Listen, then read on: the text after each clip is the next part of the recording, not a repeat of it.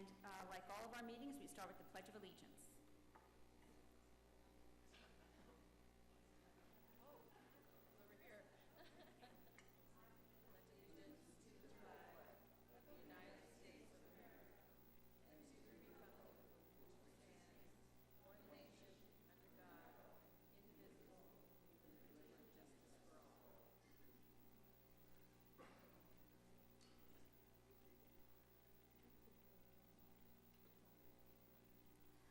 We took two actions, reportable actions, in closed session, and the first one, it was case number 14-15-010. Director Hanel made the motion. It was seconded by Director Close. All in favor, 7-0. The second case was 2010-1112. It was, the motion was made by Director Carl, seconded by Director Close. Unanimous 7-0.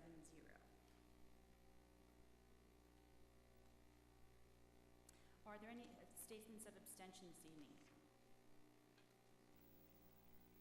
Seeing none, we'll move on. Any adjustments to the agenda? Any board member requests for information? Director Carl. Thank you.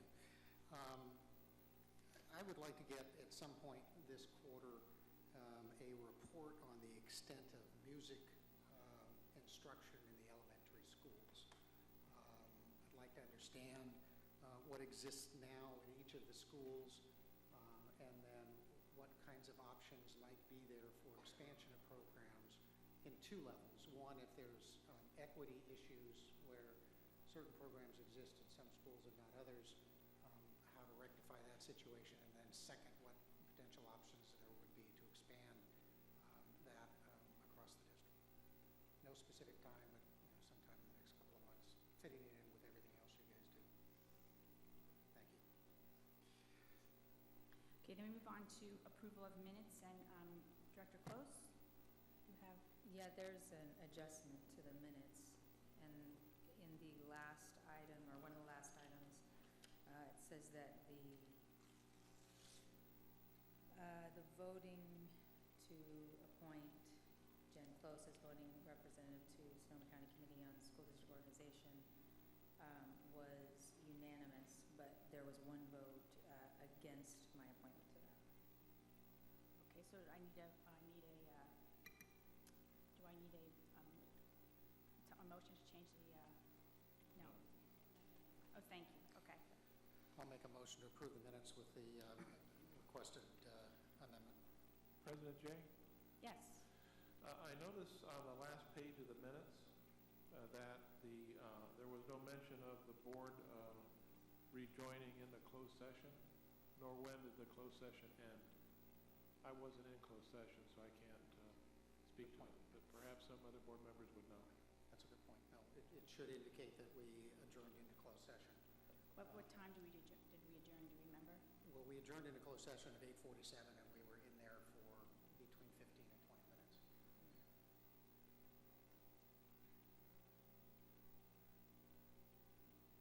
Okay.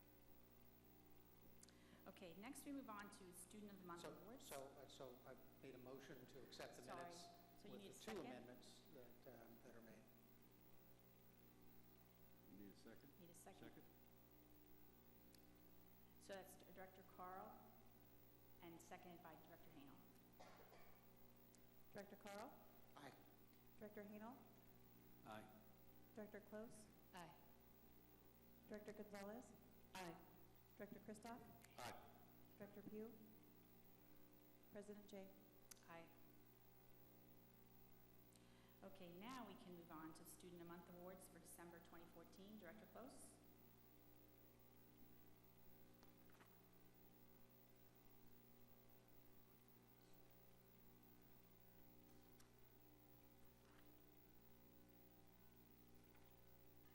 Microphone.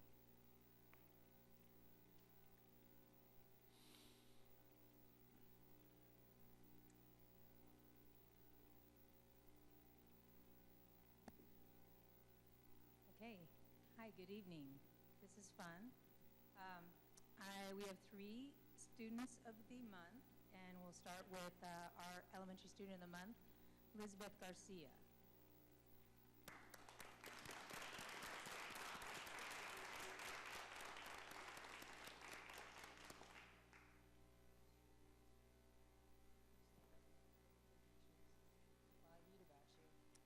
James Monroe Elementary School is proud to honor Elizabeth Garcia as its Student of the Month. Elizabeth excels in all academic subjects, and she is a Santa Rosa City Schools success story. She began her education as an English learner from a Spanish-speaking home.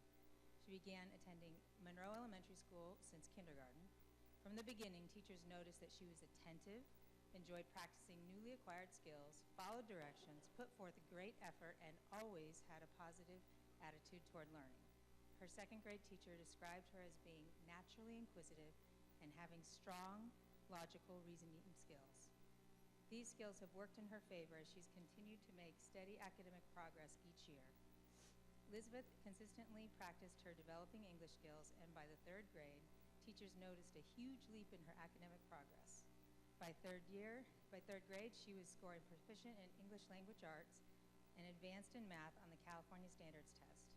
She is truly a testament to how students can succeed academically when they apply themselves at school, even when English is not your first language. Her fifth grade teacher, Mrs. Godfrey, has noted, Elizabeth is enthusiastic about learning and sharing ideas. She catches on to new concepts quickly and retains information easily. Her sixth grade teacher, Mrs. Winovich, describes Elizabeth as a student who readily integrates new knowledge.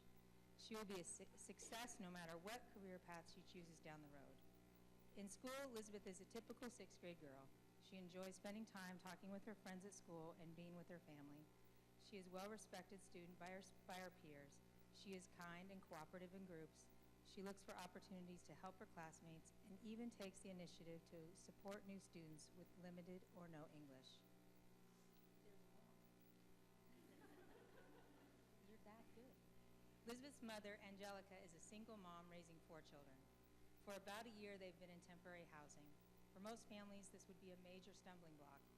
Even though they are currently in Petaluma, Angelica works hard to bring Elizabeth and her siblings to their home school on time every day.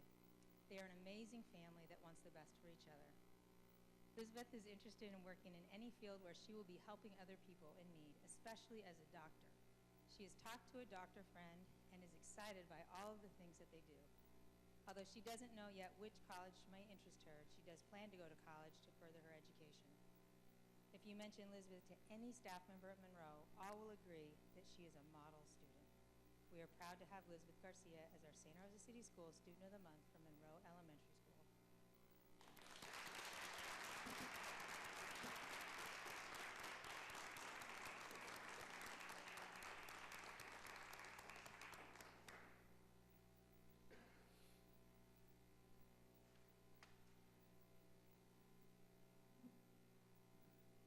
Okay, Angelo Aviles from Lewis Opportunity.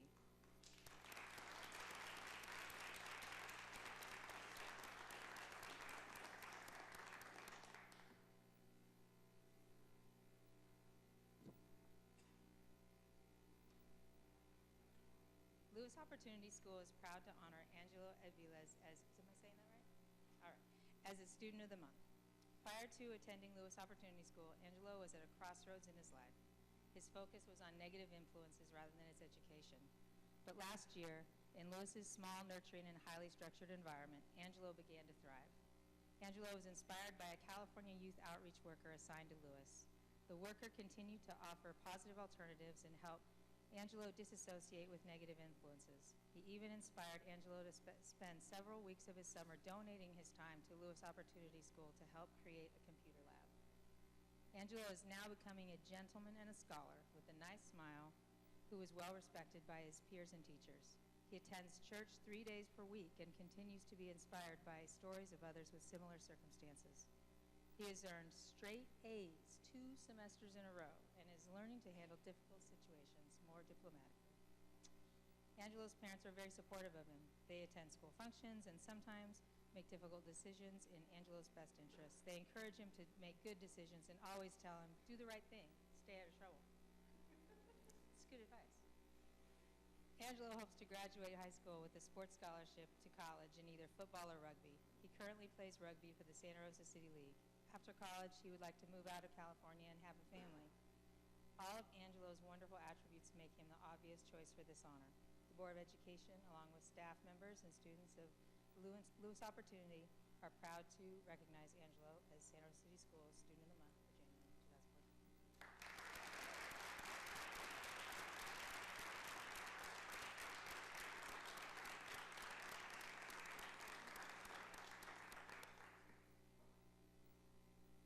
Okay, and last but not least is Maria Kashani from Montgomery High School.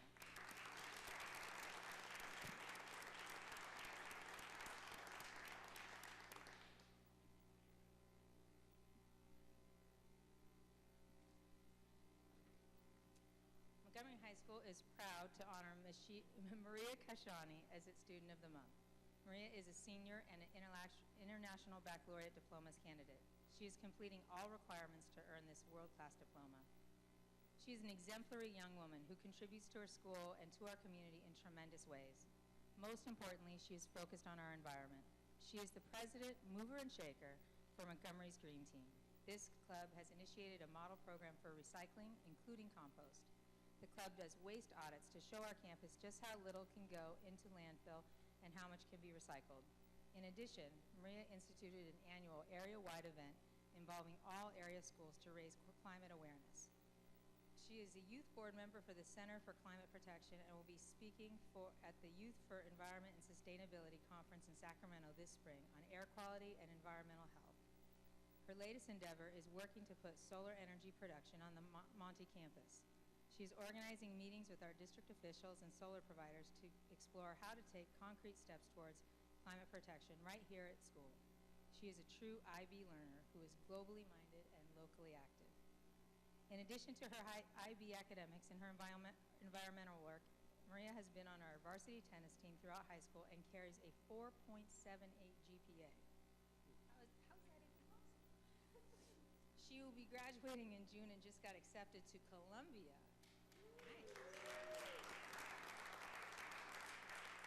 New York will be a good match for her energy. Maybe. Her focus will be environmental engineering. In case one might think that she's all business, Maria has given a lot of thought to balance in her life. She makes sure that she prioritizes and keeps the stress down. Art and indie films help with this, along with the Jon Stewart Show and the Colbert Report. Aww. Maria lives with, there's always reruns. Maria lives with her parents, Jim and Rebecca, and brother, Christopher, a Montgomery sophomore. Maria also attended Slater Middle School. Her motto is, if you want something you've never had, you have to do something you've never done. We appreciate young women like Maria, and we are proud to call her a Viking. Maria has a message for everyone. She says that the threat of global warming scares me, but I am dedicated to making the largest impact I can. I believe we can respond to global warming, that how we respond to global warming will define my generation and affect every other that will follow. Please get involved in any way you can and encourage others to make a change within their lives to take the critical jump to action. Help others realize that we can no longer procrastinate solutions to this profound issue.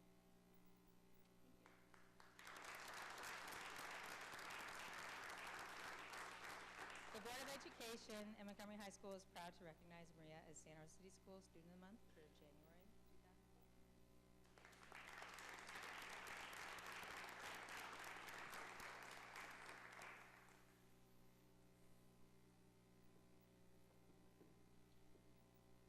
Well, it's now customary for us to take a 5 to 10 minute break because we assume that not all of you are here to see the rest of our meeting, and you might have things you want to go home and people you want to celebrate with. So thank you for being here tonight, and we'll take a break.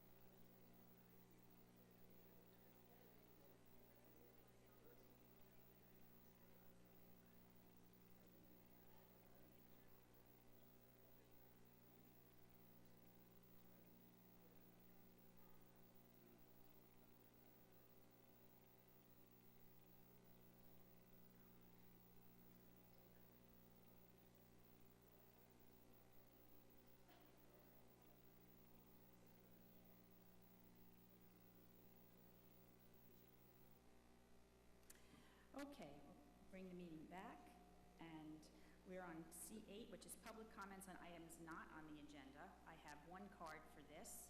It's Rosalinda Brady.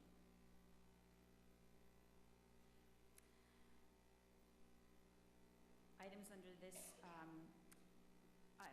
area are not on tonight's agenda. Speakers are limited to 3 minutes each. Under the law, the board is not allowed to take action on matters that are not on the agenda. So you have 3 minutes, and thank you for coming down and seeing us tonight. You're on. Okay. I'm Rosalinda Brady. I am a home and hospital teacher. The home and hospital program, as many of you already know, provides schooling for students that are unable to go to school for medical reasons. Medical reasons such as physical, emotional, psychological.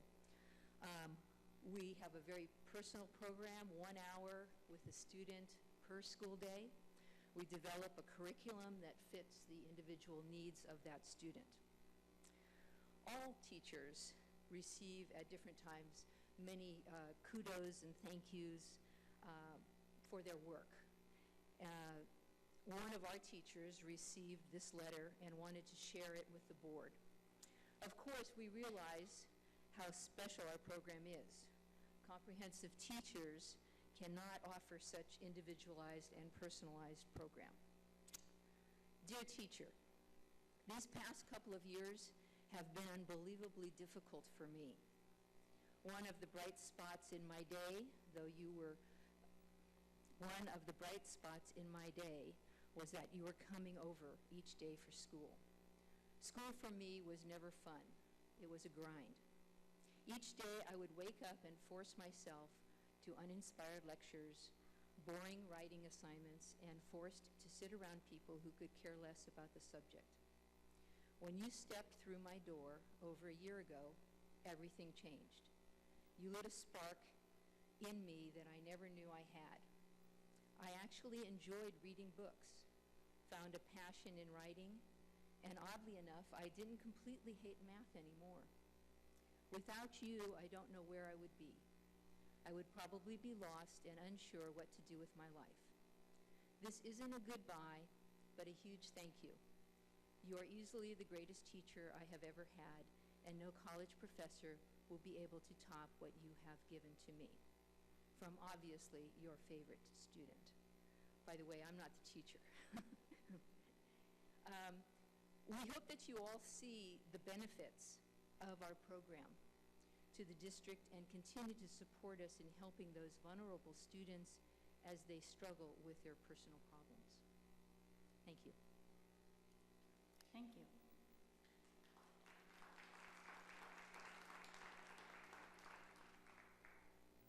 We're going to move on to parent organization reports. We have a presentation by Ms. Valdeverde from Monroe Elementary School.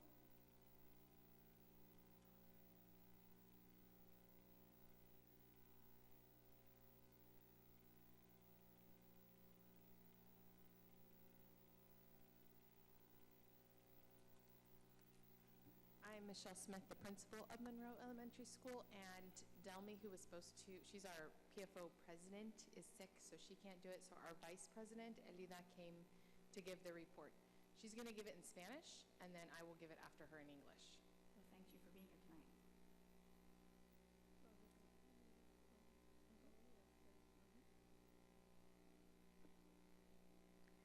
Hola, mi nombre es Elida Cárdenas, vicepresidenta de la escuela Jane Monroe del PFO.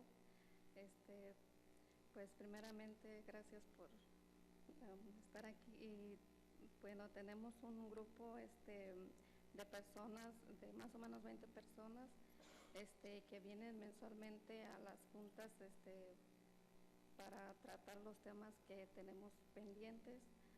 Pues primeramente hablar de lo que hemos tenido en estos meses, los eventos que hemos tenido para recaudar algunos fondos. Hemos tenido la Movie Night, el evento de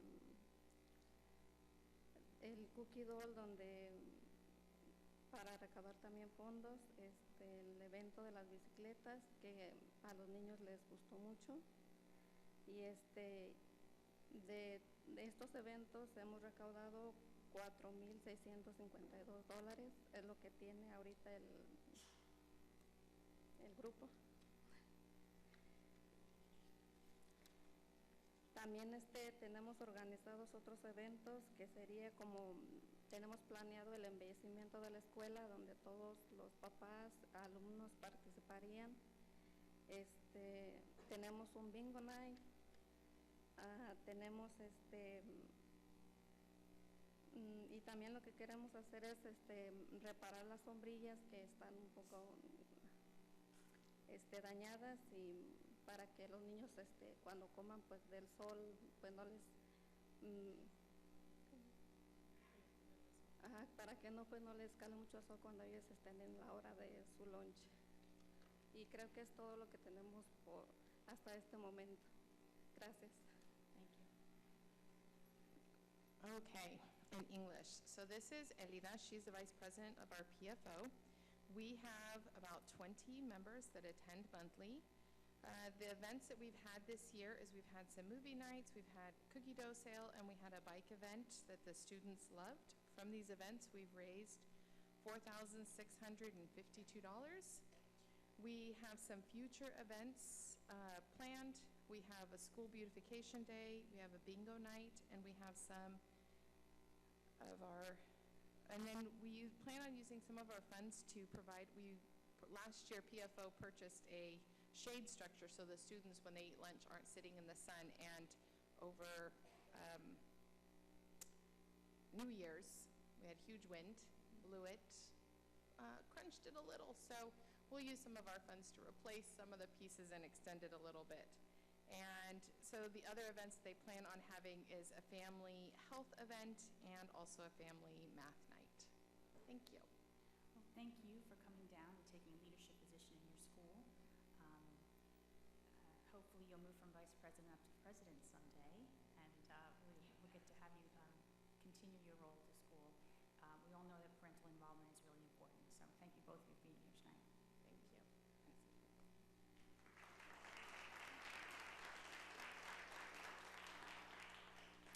Next up is Montgomery High School.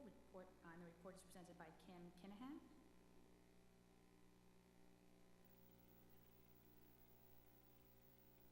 Welcome.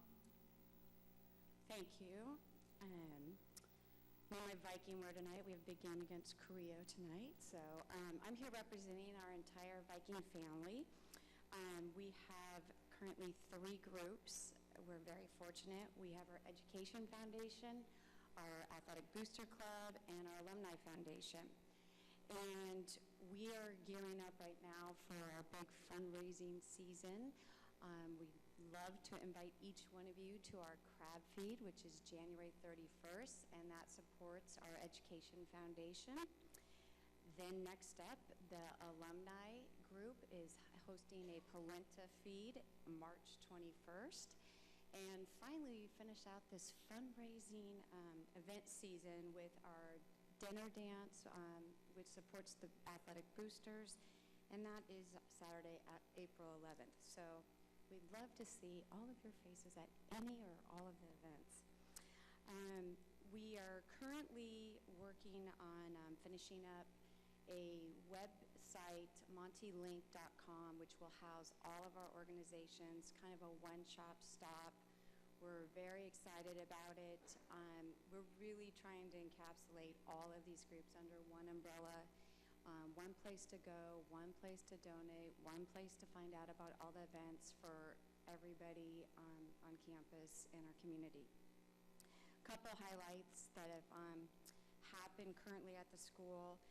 The athletic boosters put a lot of time, energy, and funding towards kind of reinvigorating our gym. As you know, we have one of the older high schools in the district, not as old as Santa Rosa, but it needed some tender, loving care.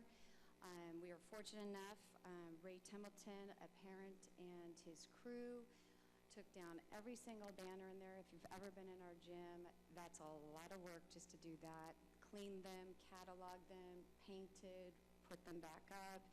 It looks fabulous, few little more touches. We're really proud of that project. We are second year into putting out an all sports program for each of our seasons. And again, trying to bring all of our programs together in one booklet. And so this has been highly successful. So we're really proud. It's free at all of our events. This is our 4th year that the boosters are able to offer a male and female athlete scholarship. So we're proud to continue that. And our students have been out in the community. We had our football team volunteered at the Redwood Food Bank over the holiday season. We had several athletes volunteer Special Olympics, a soccer event out at Trione. So that's something that we're really trying to promote too with our student athletes. As far as the Education Foundation, they're continuing to raise money supporting so many of our very important education ventures on campus, our teachers. That crab feed is the biggest fundraiser, funding all those grants that, as you know, our teachers on campus really need to help keep those programs invigorating and continuing to go. So we're proud. This is my tenure. I have a senior, my last one, and so it's been a great run. I'm very fortunate to work with so many great people. Lori Friday's in the audience. She heads up our foundation, and so just trying to grab those new parents and get them involved. So hope to see you at one of our events. Thank you. Thank you.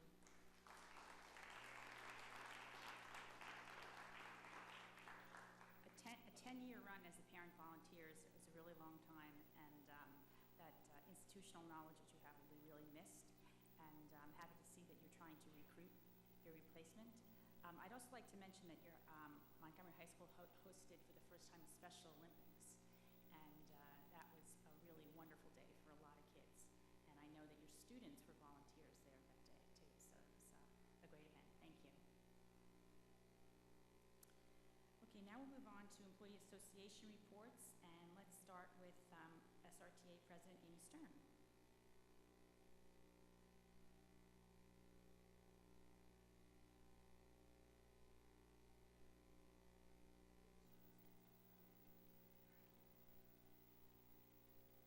Good evening. How are you this evening? Well, I'd first like to start out by giving a thank you to the district administration. I have been asking during several sessions that when new committees are formed, that the district administration consult and bargain the impact on our members. And we have now bargained the impact of the Wellness Champion Committee successfully. So our teachers are now applying for that committee in force. We are working towards the Saturday Academy, and the ESL task force actually came to CTA, spoke with SRTA leadership, explained to us exactly what the goals of the ESL task force are.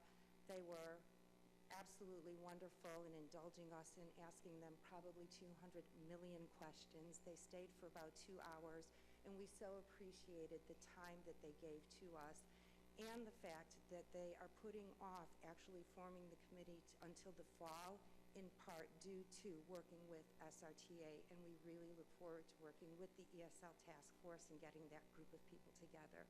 So thank you so very much for working with us on that. We really appreciate it.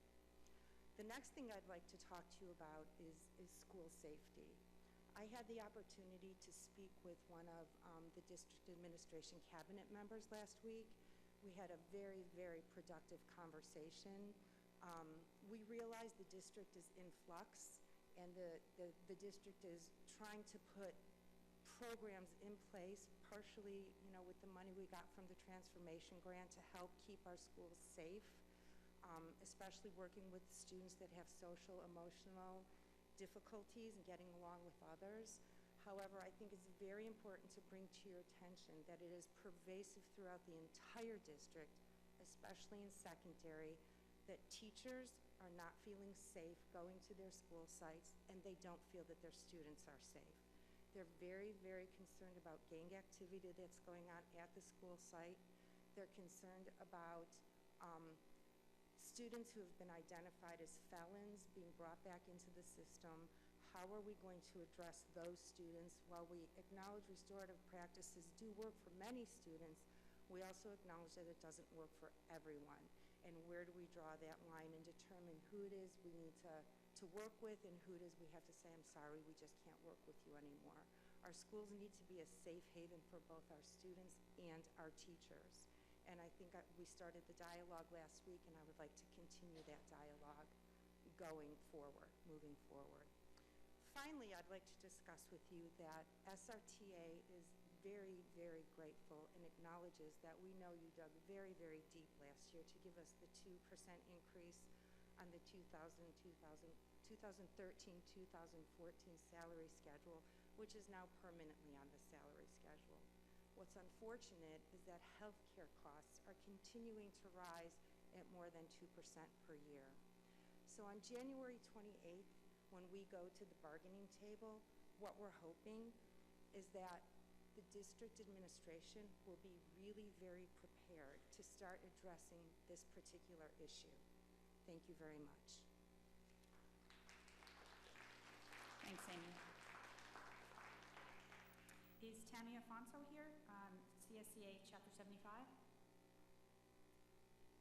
No. And Chris Fierro, Chapter 367, CSEA? No. Okay. Superintendent, it's your turn. Thank you and welcome everyone and Happy New Year.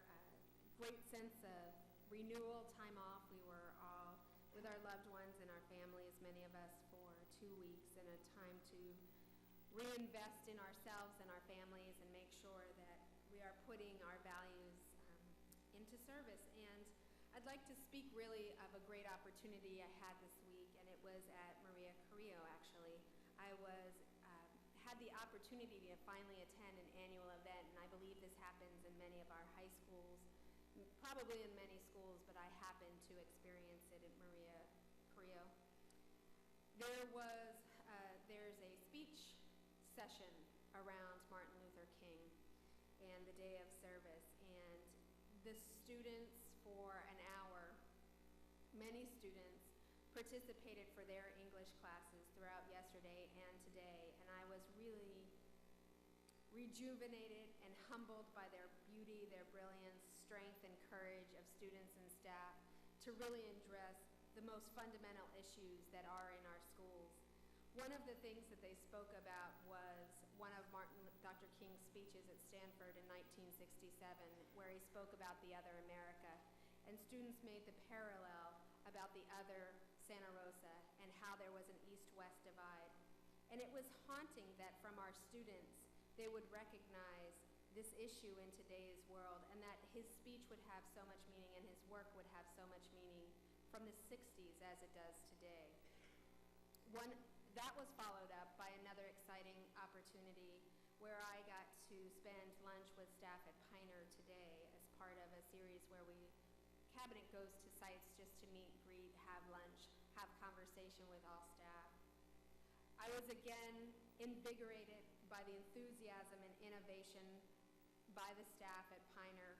They have not only that amazing facility where they have things like STEM Cafe, which is happening tomorrow to go see the planetarium, but also the ever-increasing make opportunities where students really are doing project-based learning in all sorts of subject areas, and the staff was just so excited about it, that the issues at Piner, the culture of enthusiasm and support for students really was quite contagious, and it was beautiful to see in the backdrop of these amazing presentations that happened the day before.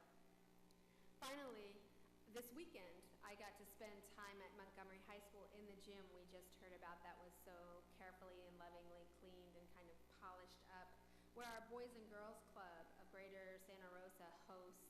It was kind of like a T-ball basketball, so it was basketball for first and second graders was what I got to experience, and it was incredibly heartwarming to see our facilities used by our community in such a loving and caring way, where families were together, encouraging their little ones in such moving ways. It really made my heart sing that, one, just to watch them because they were adorable, And then two, that it was happening on our campuses, and our campuses continue to be part of the fabric of the community, because that really is what we all envision and value.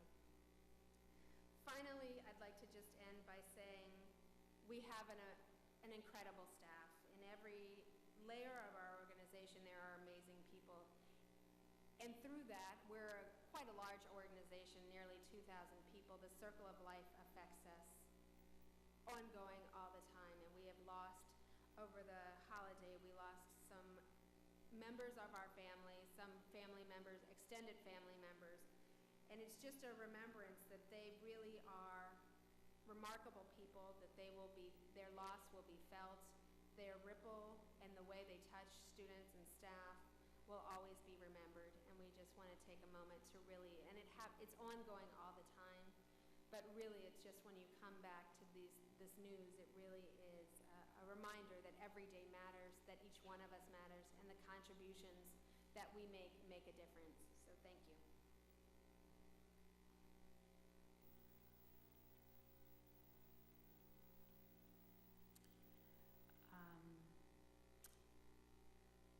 I specifically like to mention, and I should have done this before, Director Gonzalez just reminded me of my omission, but I'd like to take a moment to mention Rich Connolly. Here's an article in the paper about him today. And it's a beloved teacher at Elsie Allen High School who passed away. And we'd just like to say that, I would like to say to his family that I'm sorry I didn't recognize him in the beginning, but to all the students and the teachers who lives he touched, know that he will be deeply missed. San Rosa City Schools it's our loss. So our thoughts and prayers go out to Mr. Conley's family. Now I'd like to move on to the President's report.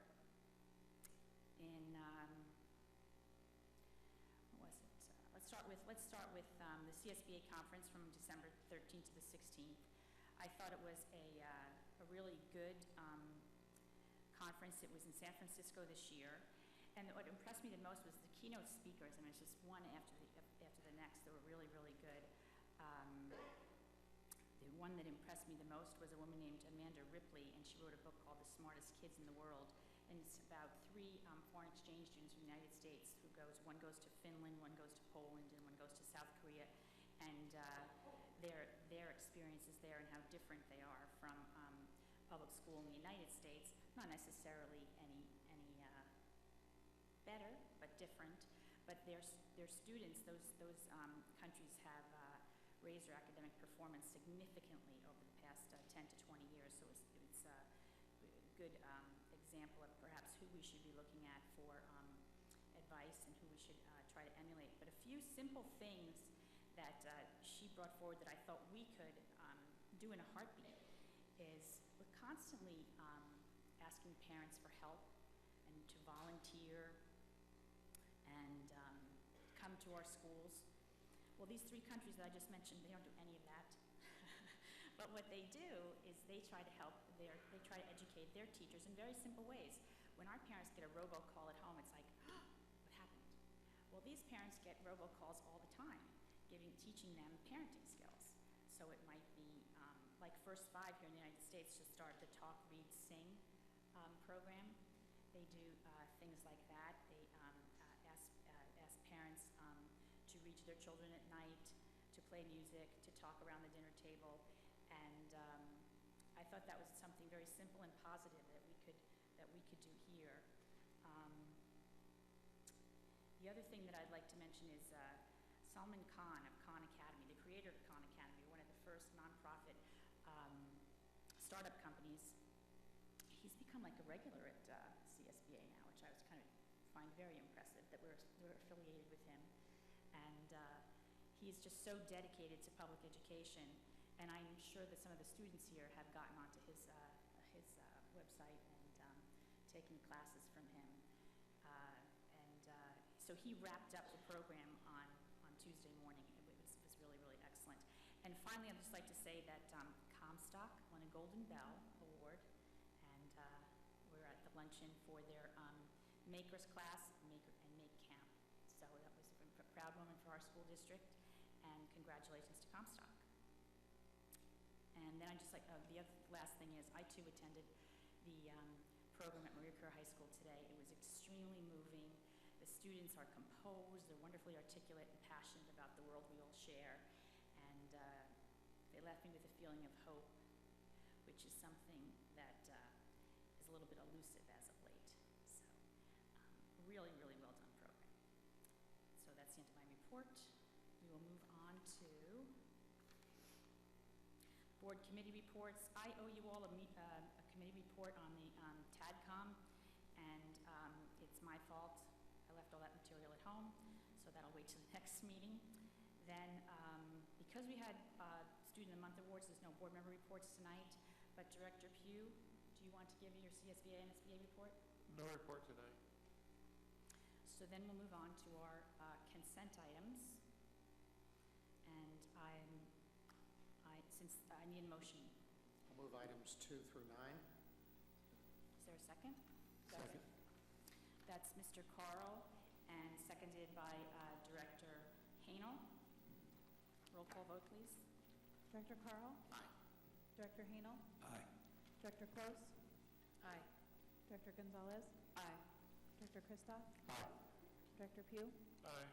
President Jay? Aye. Student Board Member? Aye. Okay, now we're on to the discussion action items. We'll start with F1, and I'll turn that over to Superintendent Shields. Thank you. We, as an organization, go through an audit to make sure that our finances are in order. One of the most important things we do is guard the public's money, and so we have an outside independent financial audit report, which we will let the experts share. I just wanted to thank you. I want to let you know that this is Arthur No from Crow Harwath, who is our independent auditor, and he'll give you a brief synopsis of the audit report. Good evening. My name's Arthur No. I'm an audit manager at Crow Harwath.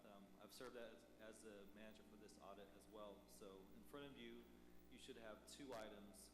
One's the financial report, and then the other should be the required communications letter to the board. The item that I want to cover first is the required communications letter. And it should be a separate letter that you should have in your packets. Okay.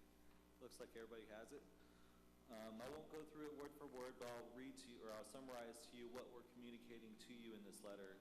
This letter is intended to talk about the audit process, and also includes other required communications that are required by audit standards. So on the first page, we communicate to you that we performed the audit in accordance to auditing standards in order to render an opinion over the financial statements for the district for the year ended June 30, 2014. We also talk about the plan, scope, and timing of the audit. We visit the district twice a year, one usually around the April-May time frame. We look at the district's internal controls, we look at federal compliance, and we also look at state compliance. And then to, I guess, expand on the scope of the audit, we apply a concept called materiality. So we don't look at every single transaction that the district processes. Instead, we sample transactions posted throughout the year, and that's how we determine whether the financial statements are free of material misstatements or not. So going on to page 2, we're also required to communicate to you any new accounting pronouncements that were issued in the current year and what impact it had on the district's financial statements. There were 2 GASBs that were issued and that were adopted by the district. It's GASB 66 and GASB 67. Both of these GASB adoptions did not have an impact on the district's financial statements. But as you read, when you have a chance to read through the financial statements, in footnote 1, there's 2 GASBs in there that will have an impact on the district's financial statements going forward. So for next year, GASB 68 and 71, that deals with your CalSTRS and CalPERS liability that each school district in the state of California will have to take on in their financial statements.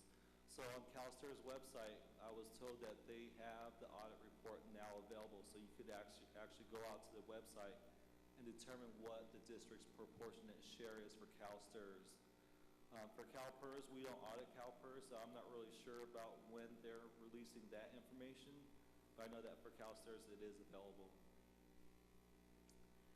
And then when we go to page 3, we also talk about any accounting estimates that were included in financial statements. The reason why we include these is because it's subjective. The areas that include estimates are local control funding formula revenue, the useful lives of fixed assets, loss contingencies, and the OPEB liability. Usually for these areas, we focus a little bit more of our time for the loss contingencies, we confirm with attorneys and determine whether there should be a claim liability or reserve for any threatened or pending litigation. And then we also look at the useful lives that has been assigned to assets, determine whether or not it's reasonable. And then going on to page 4, right in the middle of the letter, we talk about any corrected or uncorrected misstatements that we would have identified through the audit process. And we're here to tell you that we did not identify any corrected or uncorrected misstatements that needed to be made to the unaudited actuals that were presented to you. So this is a good reflection of the district's administration. They did a good job throughout the year with presenting the financial information to you, so the information that you've received throughout the year is accurate. And then bottom of page 4, and then continuing to page 5 is other communications. This area is reserved if there's any difficulties encountered during the audit or any disagreements with management, we would communicate it here. And fortunately, we did not have any disagreements with management or any difficulties encountered during the audits. And then attached to the required communications letter is the representation letter that's signed by management of the district. So this is management representing to us that they've provided us with all the information needed in order to perform the audit and in order to render an opinion over the financial statements. So before I go into the financial statements, were there any questions related to the letter? Director Pugh? Thank you. I do have a couple of questions about the cover letter. Yep. The cover letter, this is a letter directed to the Board of Education, correct? That's correct. Okay. So then when you go to the bottom of page 1, it says, we are to communicate an overview of the plan, scope, and timing of the audit accordingly, and then you list a bunch of bullets of things you're going to communicate. Mm-hmm. If you go to the second page, at the top of the page, it says, your views and knowledge about matters you consider warrant our attention during the audit. Since the audit is over, how could you ask us after the fact?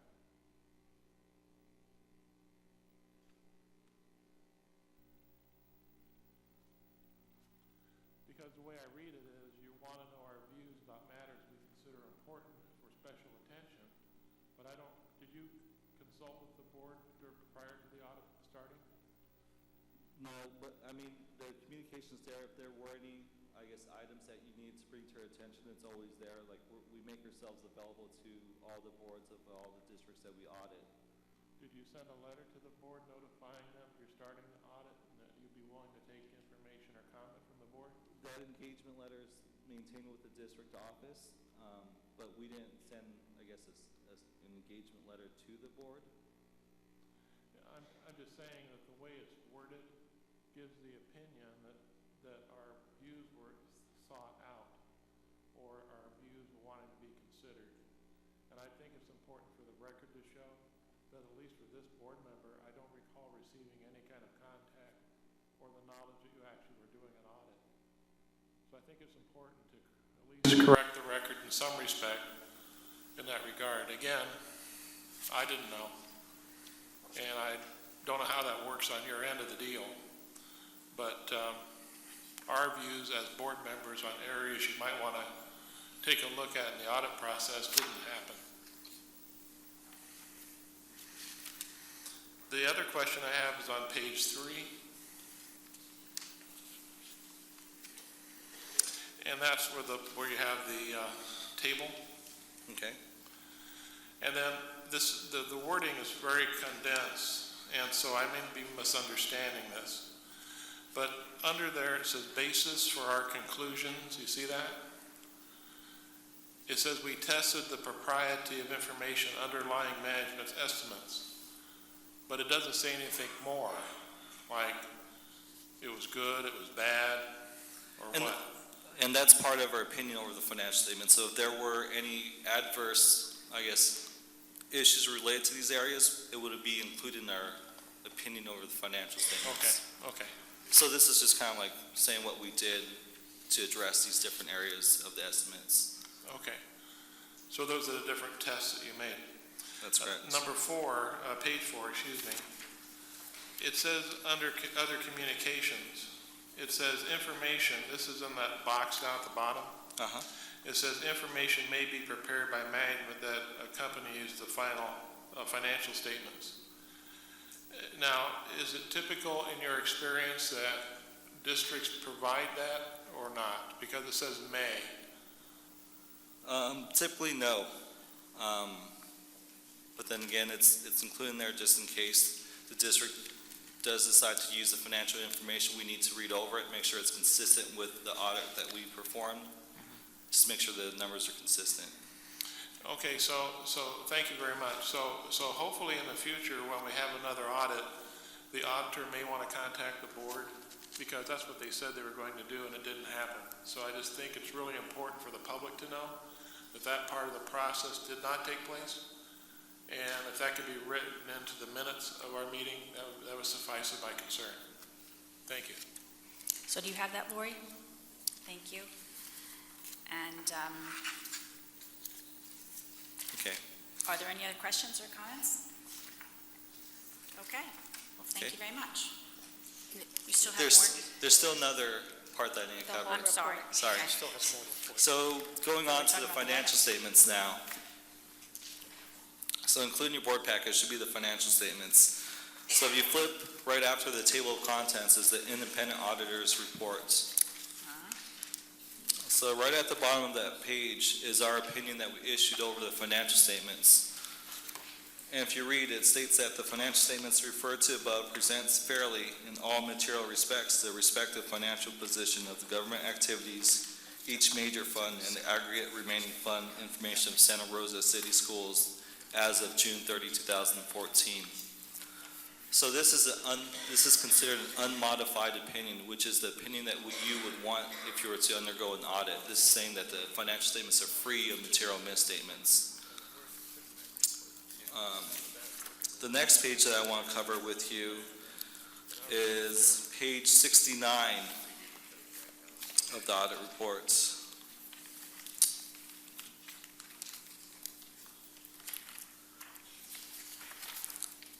So this is a schedule of audit findings and question costs. So there was a page that you need to go to in the audit report to determine what type of opinions that we issued over the financial statements, state compliance, and or the federal awards. This is the page that you will go to. So like I said before, for the financial statements, we issued an unmodified opinion. We also state that we did not detect any material weaknesses or significant deficiencies in internal controls. And for the federal awards, we audited the special education cluster and the NCLB Title I program. And for these two programs that we've tested, we determined that there were no compliance findings, so we also issued an unmodified opinion. And then going down at the very bottom is the state awards, also unmodified opinion because there were no state compliance findings. And if you're curious about what areas were tested for state compliance, you could flip back a few pages to page 62. So this lines up with the Education Audit Appeals Panel Audit Guide that's published every year. These are all the different programs that are required to be audited at every school district every year. So these were the programs, any programs where procedures were performed that were marked yes, those areas were audited for Santa Rosa City Schools. If there were if it was noted no, there's an explanation why audit procedures were not performed for that area. Other than that, it's a clean audit report. If you have any questions, I'll be happy to answer it.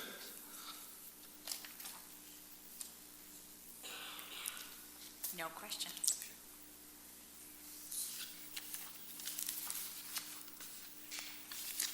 You want to say anything, Steve?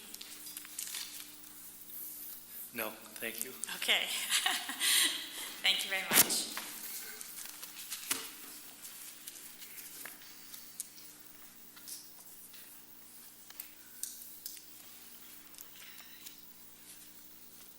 So now we're going to move on to the charter petition. It's an action. It's an action item. Wow, I am really messing up tonight. I First apologize, everybody. I'm a little nervous. So I need a motion. So moved. Second. Moved by Director Christoph, seconded by Director Gonzalez. Roll call vote, please. Director Christoph? Aye. Director Gonzalez? Aye. Director Close? Director Close? Aye. Director Carl? Aye. Director Hanel? Aye. Director Pugh? Aye. President Jay? Aye. Student Board Member? Aye. Okay. Now we can move on to the public hearing. I have two cards, and this is the charter petition, element H, admissions requirements. The first card is Anna Williams, and the second card is Steve Williams. You need to open the public hearing.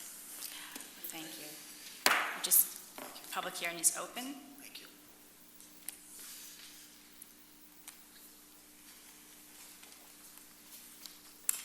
Must be getting tired of seeing us down here. Hi, Anna. Good evening. Thank you for giving us the opportunity to speak tonight. I want to start by giving a little background on our school. When I left my old district to start tracks, over 20 families came to join us in our new endeavor. Notice I don't just say students. Our school has always been about family, because that is how we build community. These families were guaranteed access to RVMS and Maria Carrillo High School. To now change the sibling priority could potentially have one child on one side of the city and another sibling on the other side of the city. This is a stressful scenario for families and does not foster parent involvement. Our charter states parents and guardians will agree to participate in the life of the school. Parents, in part, want to do that because they know that their relationships, projects, and goals will benefit their younger children too. If we change our model, the parents have no guarantee that a younger sibling will be allowed to come, and one of the core values of our schools will cease to exist. I hope that you vote tonight to continue our sibling priority for 7 years. Thank you very much.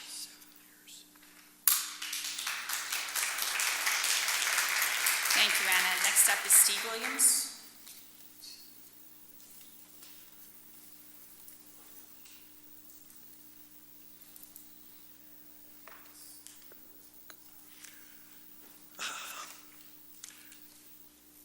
Dear board members, thank you for this opportunity to speak. I know that these issues have been hard for us all. I wish I could say I understand why you are doing what you are doing, but I'm afraid I cannot. I feel that I could listen. I feel that I could understand the choices you have in front of you, the reasons why they are there.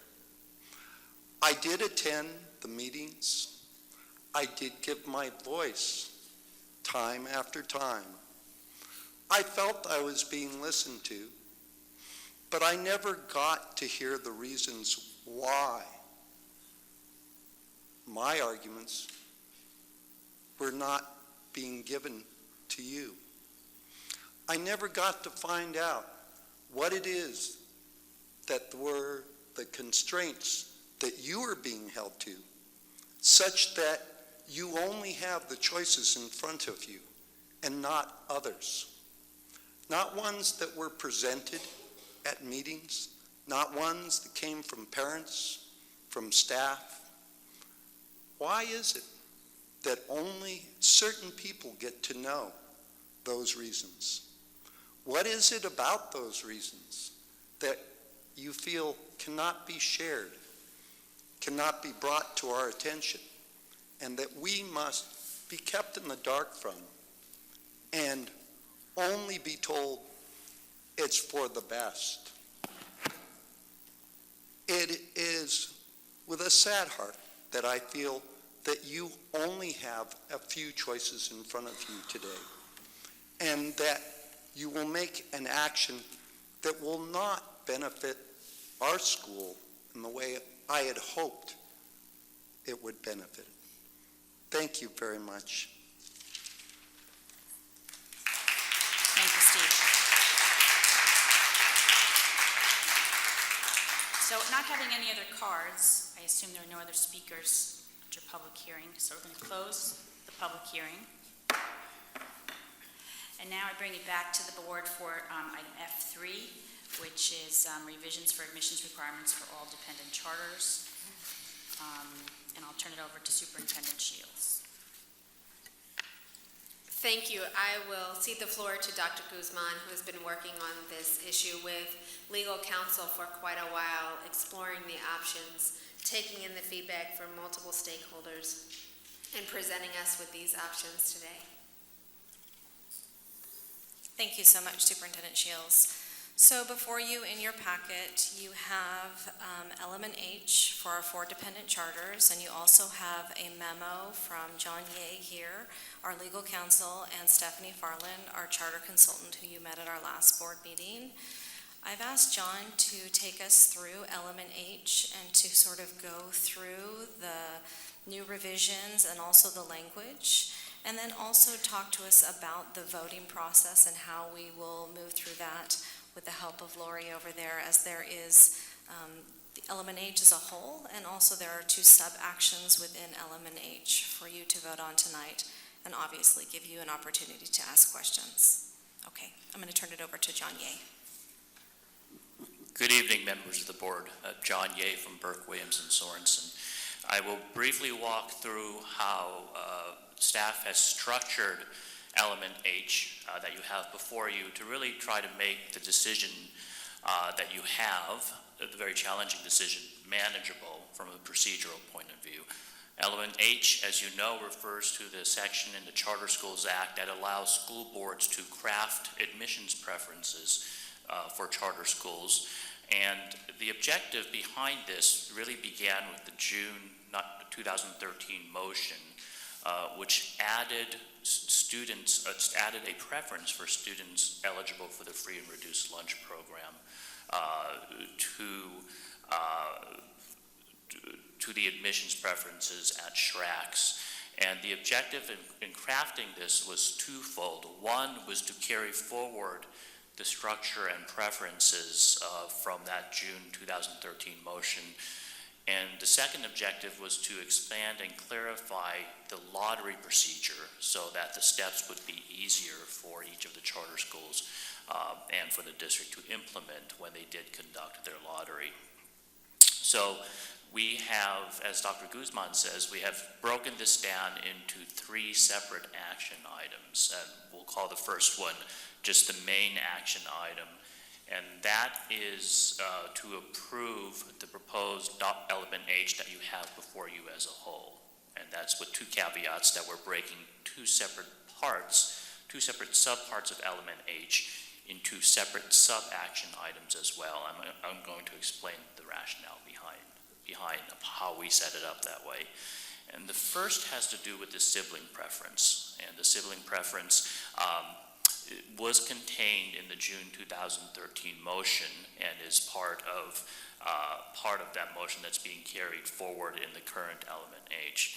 And based on the community meetings and feedback in the community, those have been identified as essentially 2 options that are being presented, and staff is asking the board to select one of the 2 options. So it's an either or, and they are identified as option A or option B. And as you can see, I'll read option A. It reads as follows: the preference shall be granted for all dependent charter schools to all siblings of students enrolled in and attending the charter school at the time of the lottery shall be admitted. Option B reads, All siblings of students enrolled in and attending the charter school at the time of the lottery, or attending a district school or program sharing a school site with the charter school during the school year for which the lottery is being conducted, shall be admitted. So staff is asking the board to select between those two options and select one of them. And the option that is selected will ultimately become part of element H. And I know there has been discussion during your prior board meeting on November the 12th in terms of different ways to approach this issue. And so this is the proposal put forward by staff. The way element H works, since the original motion from June 2013 had a sibling preference, we have a lottery to address one of two possibilities. And so each charter school will have, for its incoming class, an enrollment cap. And either the number of siblings falls below that cap, or exceeds that cap. So in the first instance, if the number of siblings, the sibling preference will operate to automatically admit the siblings. If the number of siblings falls below the cap, the lottery will be used to select who gets in among what we'll call the non-siblings, okay? So the rest of the slots in the class will be populated through the lottery. In the event that the number of siblings exceeds the cap, that's the other scenario, then the lottery preference, the lottery process is intended to select among those siblings the group of siblings who gets in. Okay, so obviously there's a sibling preference, but depending on the mathematics, there may be more siblings or fewer siblings than openings. So there's a common lottery procedure, but it's invoked in two different situations. So I'll just repeat it because I know it's a lot of, it's somewhat complicated. The first situation is where you have siblings who are admitted and you have remaining seats, and those students who don't fall under the definition of siblings, the lottery would be used to select students who would fill out the class. In the situation where you have more siblings than available slots, not all the siblings can get in, and you cannot extend the sibling preference to everyone who is a sibling. So you would use the same lottery procedure to determine which siblings from that group would be admitted to the school. And so if you move to page 2 of element H, and that's paragraph 4, one of the other things that the proposed element H does is to set forth in a bit more detail the steps through which the lottery would be conducted. So you can see essentially that would involve having applicants to the school, having their names placed in envelopes, and the only information that would be placed on the outside of the envelope is which of a number of categories, either 4 or 5, those students would fall into. And those categories we have identified at the top of page 2, subparagraph B. Students who are free and reduced, eligible for the free and reduced program would be divided into 2 groups, those that lived within district boundaries and those that lived outside district boundaries. And then the other categories would be a child of a current charter school employee, and the 4th category would be district resident. Now, if you move down the page, on page 2, subsection C, that describes the lottery process, and simply that involves putting the envelopes in a box or a hat and putting them in the order in which they're listed under paragraph C, and that order would be free and reduced eligible in district. 2 envelopes would be drawn, and this would go in sequence. And then district residents, 1 envelope would be drawn. The next category would be free and reduced eligible out of district. 1 envelope would be drawn. And then the 4th category would be the child of a current charter school employee. 1 envelope would be drawn. And so that leads us to what we're calling sub-option 2, which is the last decision we're making. We're asking you to to make. And sub-option 2 is, as opposed to a choice of A or B, it's a yes or a no. So sub-option 2 reads, if the charter school offers a dual immersion language program as part of its charter, applicants demonstrating an interest, commitment, or aptitude for learning the target language instruction would receive a preference, and there would be an additional box, an additional envelope for students meeting that definition as well.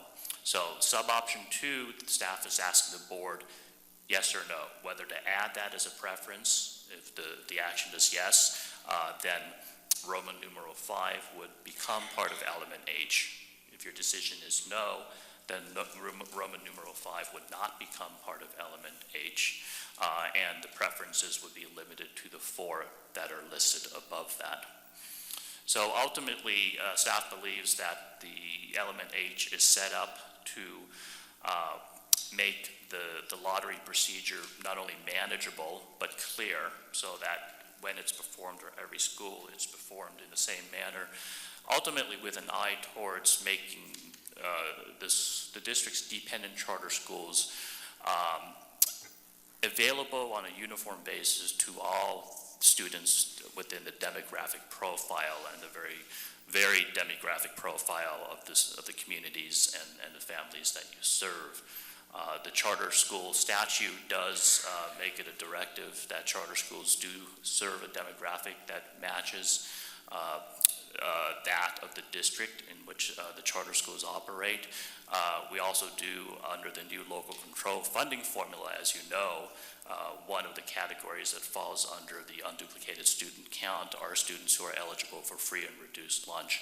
And ultimately, we believe element H will serve the purpose of expanding and increasing the opportunity for all students that you serve to have access to one of your dependent charter schools.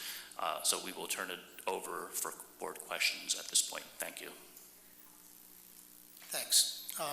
First, how many of our dependent charter schools last year had a lottery? I know it's kind of off the top of your head. No, that's okay. The French American, the Arts Charter, and the Accelerated Charter. Do you have a general sense of how many students didn't get in each one of those? Are we talking about less than 10, big chunk? I think I can turn around and look at the Williams and see if they know the number. There's over 30 all the way. And people that didn't even apply because they didn't think they were in. Okay. How about the For the others, it kind of depends on grades. Obviously, at the kindergarten level, I think at the Arts Charter, they had a pretty significant waiting list, between 10 to 20. I believe at the French American, they were able to get everybody in off their wait list. So it also just depends on the year as well. Okay. Which I'll state a refrain that I've stated before, which is to the extent that we have a lottery with fairly significant numbers in a program, we have a program that people like, and as a result, we need to be looking at what we do to expand that program, whether it's at that site or at a different site. Now, I understand Santa Rosa Arts Charter is a function of space, and that we have a plan actually to expand that space, and we passed upon, and so that may be one of our priorities. Certainly, that's a decision that the community with the board will be making in the next year. And we've had discussion about SRCS too, in terms of where could we either expand it on that campus or in a different location. So I don't want to lose sight of that, because if there's demand and interest, I want to serve that. So that's number one. Number two, get to some of the specific differences or specific areas here. We have a sibling enrolled at or sharing a school site. And as I read into this, in part it relates to, I assume, transportation. You don't want to have a child here, a child across on the other side. In fact, Anna made that comment. And so I wonder whether we ought to be looking at sharing a site, or we ought to be looking at strand within that area. For instance, what happens if let's take SRCS for example. That's where we have, I think, our biggest issue with respect to that, and only because we have such a short period of time that you're there. All the other dependent charter schools are obviously a longer period of time, and you basically got to have a difference in the sibling age of 6 to 7 years or more to create the issue, and I think that significantly reduces the likelihood that that is an issue. So let's say I live in the Elsie Allen district, and I get my oldest child into SRCS, and then I get them into Maria Carrillo. And so the next year they're at Maria Carrillo, and I've got one that's behind 4 years difference, and I want to get them into SRCS. I can't under that scenario, and so I'm wondering whether we might consider, because that gets back to transportation issues, whether that would be there and how difficult that would be to deal with. Second question, under subaction number 1, Roman numeral 2, honestly, I read this maybe 20 times, and my apologies for not sending an email to somebody. I don't understand it. In the event that, in the course of implementing step 3, there are a number of applicants who meet the sibling requirement set forth in step 3, that exceeds the maximum cap. I don't know what that says. So somebody help me with that, and I apologize that I didn't give you an email before, but I'm not sure what that means. And so there's like a missing word or some word that shouldn't be there. I'm not sure, and so I need some help. Third, I read Ed Code 47605B5 to tell us that we need to have some ethnic balance within the territorial jurisdiction of our district. So I don't really know why we have item 3, which is free and reduced eligibles out of the district. Seems to me that that's the last person that ought to be getting in, and that if we've got district people who can get in, then we ought to do that. And so I just think we eliminate that, to be honest. And I think Ed Code 47605B5 gives us the ability to do that. Because we're supposed to deal with the community that's within our district, within the territorial jurisdiction of our school district. And so I frankly don't want to give anybody any right over a district student. So my personal belief is that we eliminate that. Under the dual immersion charter schools only, I don't want that either, and here's the reason. If I'm a student who wants to go into that dual immersion, I'm going to tell you I have an interest. I'm going to tell you I'm committed, and I don't know how you're going to determine whether I have an aptitude. So I just think it's way too vague, and you can't tell me that anybody who's going to get in there is going to read it and say, well, let's make sure we have an interest, or we are absolutely committed. I think for the most part, anybody trying to get into those schools do have an interest. That's why they're trying to get in, and are committed because they're willing to do that. And the last thing in the world I'm interested in doing is trying to have tests or other measures to determine aptitude and say we're going to bring this person in because they have more of an aptitude relative to this language than somebody else. So unless fellow board members or staff can convince me that there's some other thing that we ought to be able to do with that, I'm not there on that one. The last issue relates to draw number 2, and as I understand it, draw number 2 occurs if we have some left there in item 2, or item II and item triple I. And since I'd like to see triple I go away, presumably that eliminates draw 2 to just who's left that's within the district. And so if we took that out, that would, in my mind, be where we would end up with draw 2. So those are my concerns, comments, and I'm anxious to hear other board members. So if you just want to ask a question now, that's fine, because I will bring you back again for final comments, okay? So we have now Frank, Laura, and then Ron.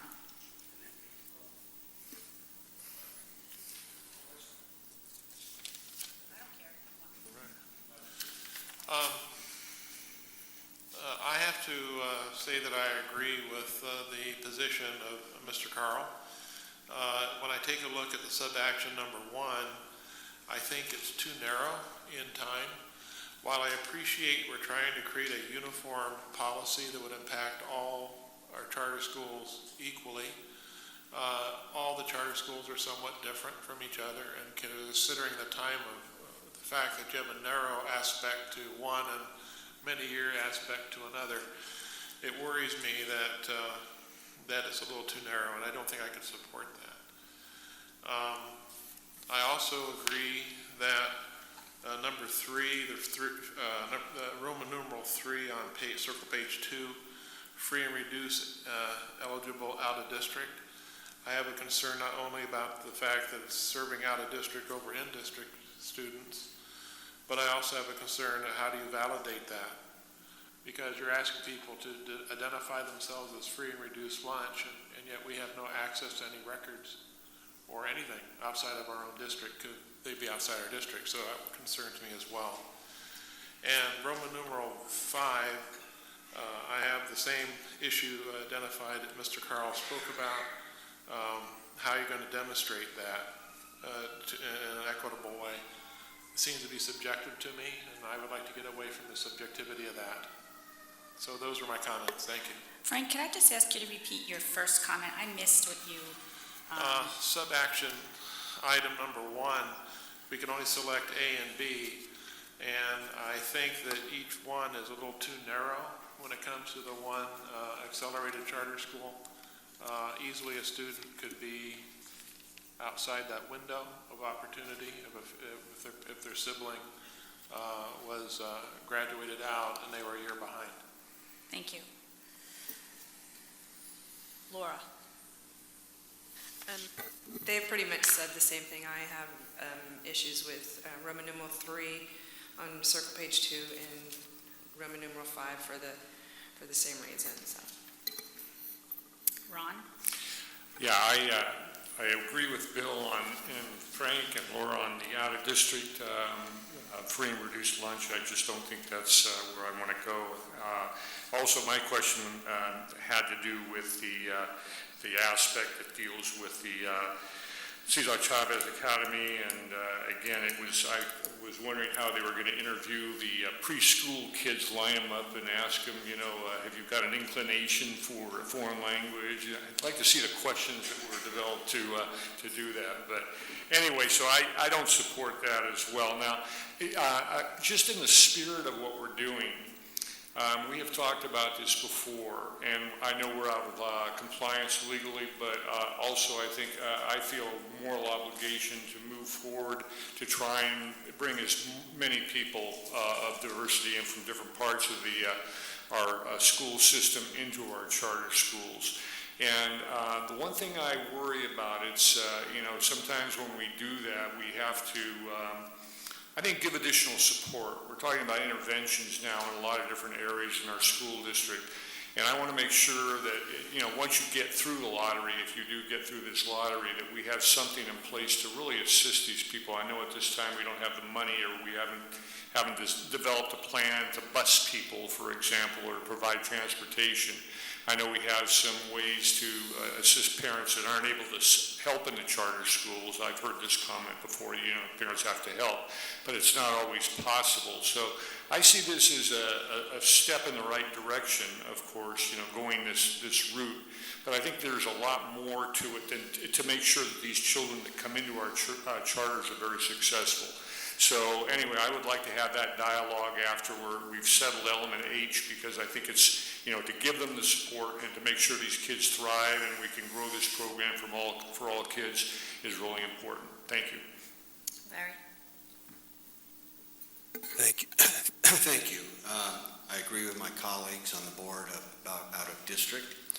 When it comes to sub-action 2, like what a dual immersion school or Cesar Chavez Academy, I remember watching them explaining to us as the academy was proposed.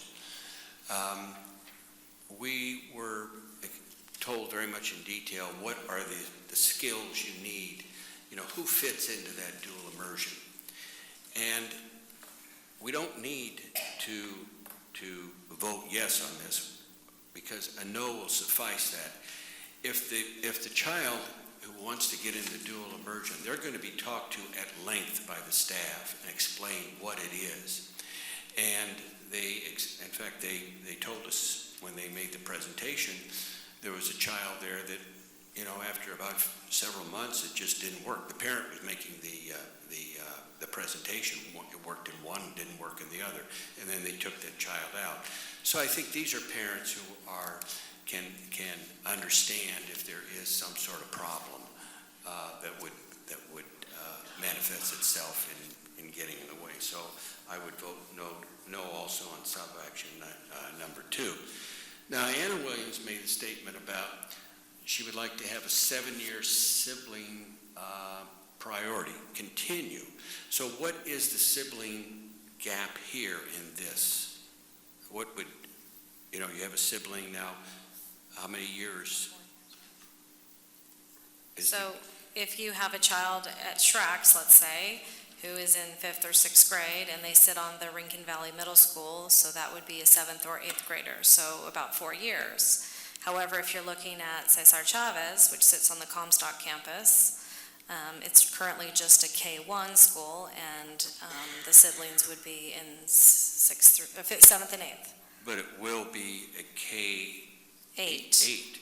Correct. So they'll have 7 years or 8 years? 7 years? 7 years.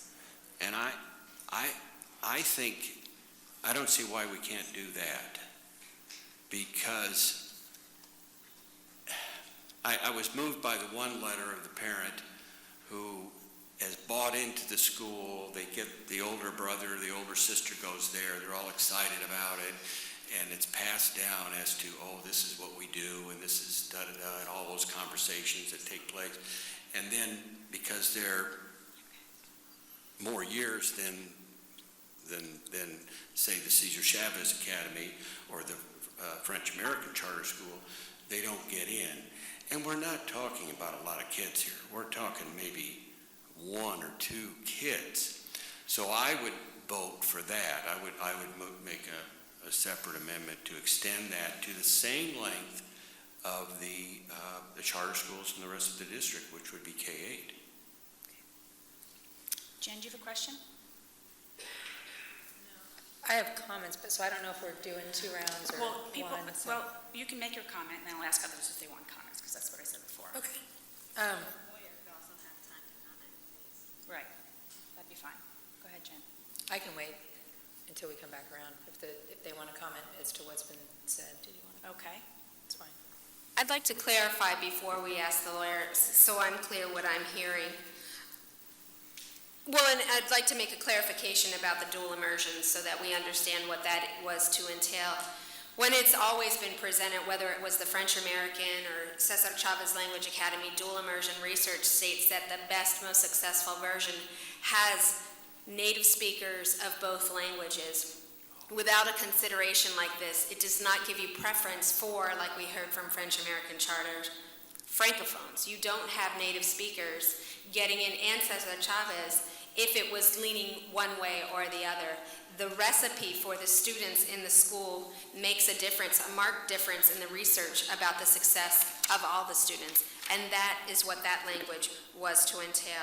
I'd like the lawyer to also speak to why we didn't offer a legacy option for any student who's attended, because that actually sprang, from my understanding, speaking with Director Guzman, or Dr. Guzman, because of the issues around saving spots for students like that in a public school, and we believed it put us in legal liability or exposure, and so we definitely, I would like to speak about that clearly from the legal perspective so the board understands removing that clause or adding one in that gives this type of preference to someone who has attended in the past, really speak to that from a legal perspective, which was really the only one we are talking about as administration in terms of what we support, is keeping the district out of legal harm's way. So if you would speak to that, I would appreciate it.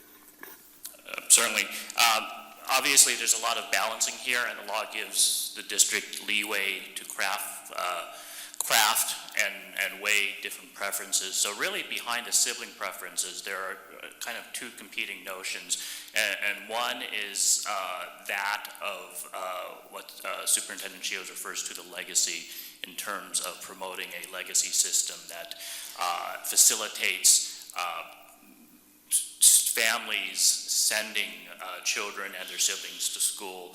And the other balanced consideration behind the sibling preference is the interest of parents, especially parents with multiple children who are tasked with transporting them to school.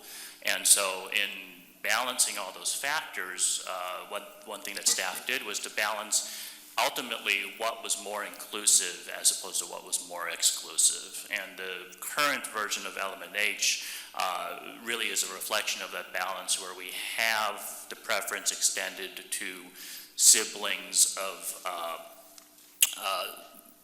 applicants, or applicants who have siblings attending other district programs in the same location, because that furthers the goal of facilitating transportation for parents. And ultimately that balance outweighed the legacy one, because we essentially the guiding principle here was trying to make the schools more inclusive as opposed to exclusive. So that was the train of thought. We understand that you've seen a number of versions of not only this document, but of the sibling preference, and there's actually been a number of versions that have been developed throughout the month. But that hopefully will be helpful in terms of shedding light on the thinking process that led to the current version that's before you in the board packet.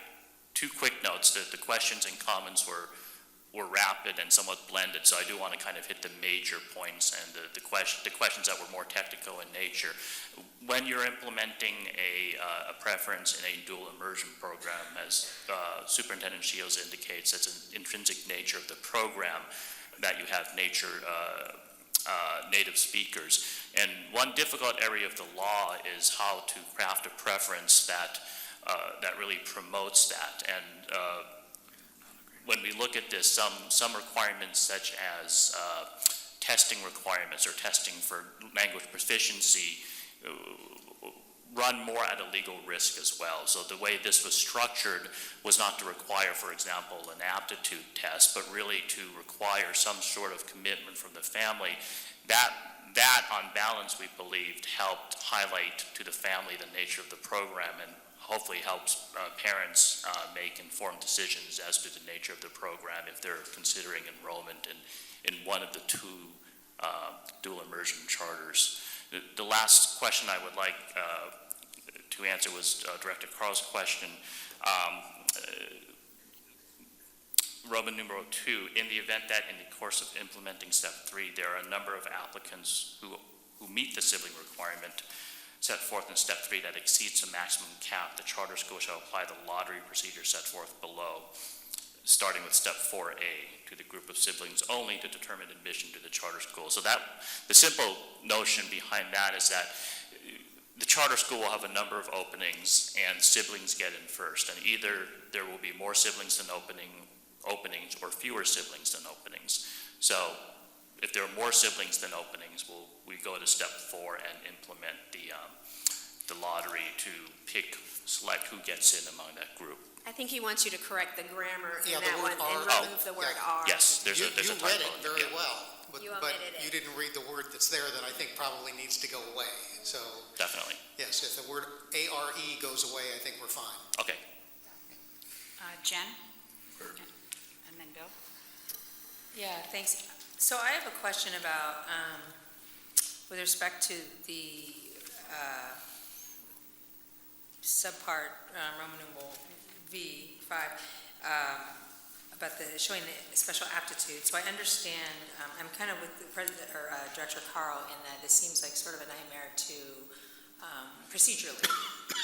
That seems difficult. And that if they're applying, they probably certainly have some kind of interest or commitment, or certainly the parents do. But I guess speaking to what the superintendent was reminding us about with respect to the balance of the schools, it seems though that this could help one of our schools, the French American School, but maybe hurt CCLA, because it seems like in CCLA what we need to attract are more English-only speaking students, and at the French school we need to attract more French students. And so I'm not, even if this were able to be enacted without too much trouble, it seems like it might have some negative consequences, unintended, with one of the schools. So that, I have concerns about that. Then, just with respect to the time frame that would affect mostly SRCS, I have to say that Director Carl's hypothetical about students, about a family coming from Elsie Allen district but ending up sending their kid all the way from SRCS through Maria Carrillo, and then maybe coming from the other side if you send your kid from the east side to CCLA, Comstock, and then Piner, which would be good. It does seem like a slightly longer period of time to accommodate a later possible high school choice makes sense. I do think this time frame has to be limited, and I think it's an important compromise to make. It can't be just sort of a legacy, but I would, before I was pretty firm on saying it should be 4 years, just considering the school site, but that was compelling to me. So that would make sense. I wouldn't want a parent to have to drive all the way out to the east side for one child and, completely to the other side of town. And also I just wanted to speak to Mr. Williams' comments a little bit, because I was troubled by them, because I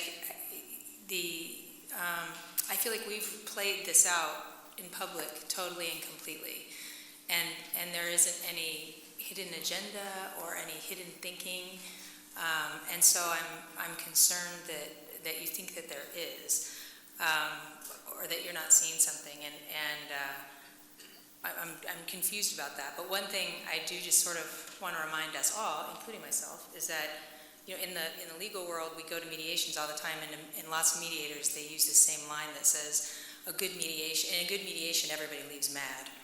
And I like to say to my clients, in a good mediation everybody leaves not altogether happy. But it's a compromise, and it seems like there are a whole lot of parents who said we'd like basically a legacy provision, and then but if we were going to advance our march and our progress towards diversity, we'd have no sibling priority at all. So this is definitely looking at practical ways to come up with a compromise, and so I hope that can be more clear for you. Director Carl. I appreciate the legal comments with respect to it at all three levels. One, we've got the language resolved on the one subsection there. The concept of legacy versus transportation was precisely that I viewed, and I went the same direction, went to the transportation side. I don't think that we can operate public schools on a legacy basis, but I think the transportation issue if we get beyond just sharing the site, and we work within the normal school strand sequence, which is the term that I've come up with, that we accomplish that. So that if somebody's at SRCS and then they go to Maria Carrillo High School and they're a sophomore, then their siblings got a lottery preference with respect to that. If they go to Cesar Chavez Academy and there's 7 or 8 years difference, not going to happen very often, but could, and they go to Piner, then you're in the normal school strand sequence. So I think that is a way of getting at that issue a little better. And then last, I buy the superintendent's comment with respect to item Roman numeral 5 of native speakers, but I don't read that to do that. And so I fully support the concept that if we are out of balance at either of the language academies that have an impact from an educational standpoint, and what we've always heard is it's best to be as close as you can to 50-50, and if we're out of balance on that, there is a way to create more of that balance by allowing a preference to native speakers. I'm there. I just think that when you tell me that it's going to be an interest, commitment, or aptitude, aptitude just scares me because for all the reasons we all talked about, and nobody intends to test anybody. So, but interest or commitment, I'll tell you, I'm interested and committed. I don't know that we get it there. So, if within legal bounds, we can create a definition by which, if there is an imbalance for educational reasons, and we want to give a preference to native speakers to help create that balance, give me language that supports that. I'm all over it. Ron and then Larry, and then we're going to wrap it up, unless anybody else wants to comment, but I'm saying we're in our last round of comments now. Okay. I think what Bill's saying makes a lot of sense to me about the idea of having, the right balance. We talked about the 90-10 a lot, and it was very informative, and I know that the ideal doesn't always, exist, that it's hard to get that balance in these language academies, and I know the French American charter schools working toward, what the school's supposed to be, about as far as being a dual immersion.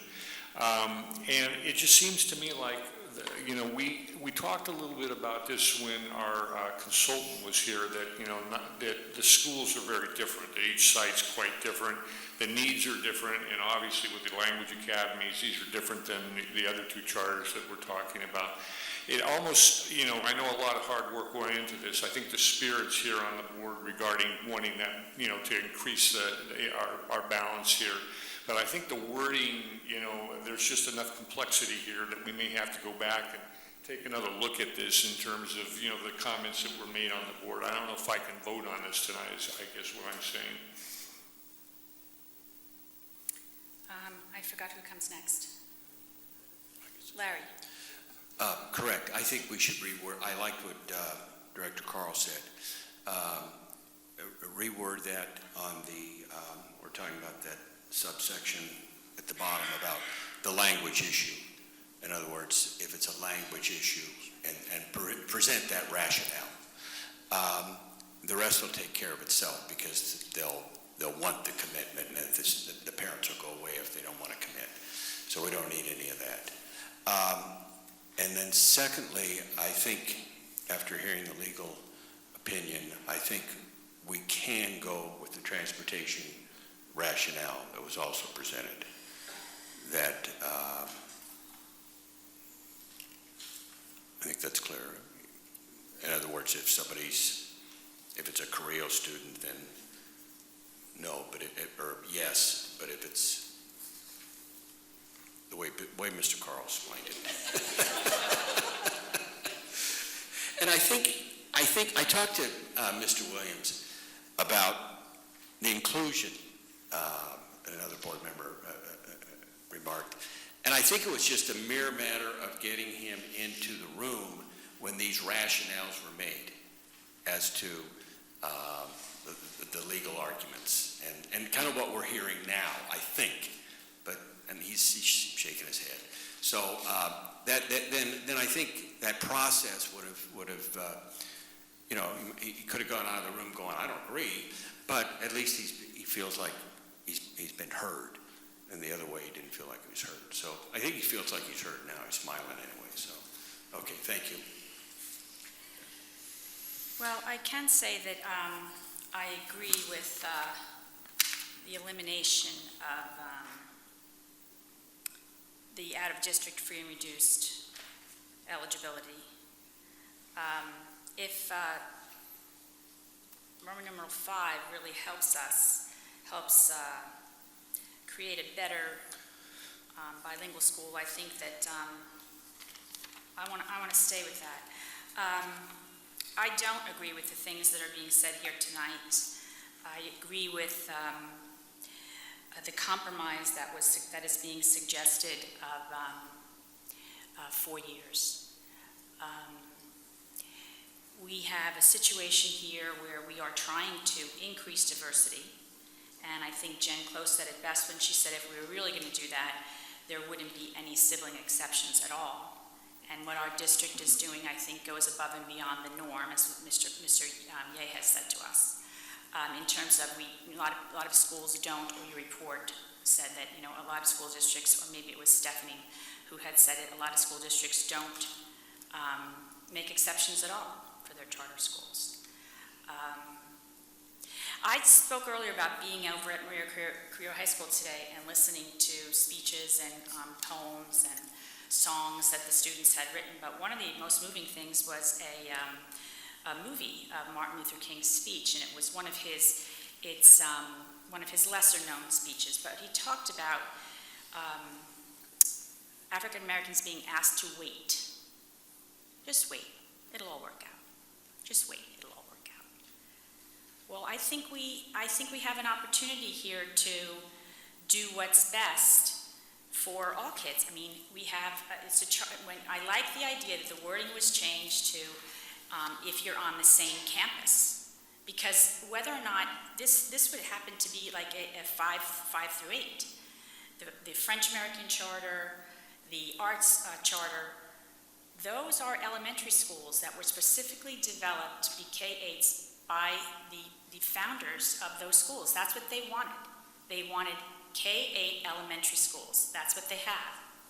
So sibling would go from, you know, I mean, if your sibling's still there in 8th grade, you're coming into kindergarten, wow, that's a really big spread, pretty unusual.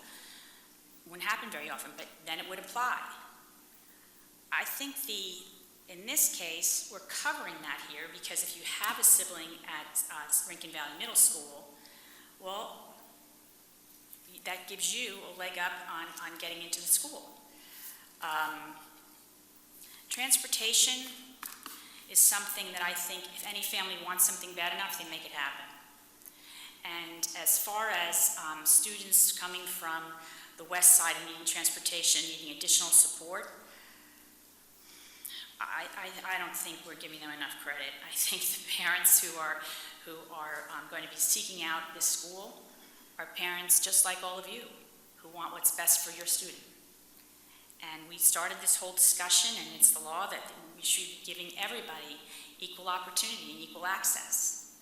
So I think we're doing the best we can with this agenda item to accommodate everyone as much as we possibly can. And I support staying at 4 years, making it, if you're on the campus at the same time as your sibling, which would be a 4-year spread. But I'm hearing from some people they think they want this to be brought back. Others seem pretty sure about how they feel. So maybe you can let me know what you want to do. I can take a shot at motions, but there are some language issues that need to come back. And I can take a shot at a motion to give the direction for that.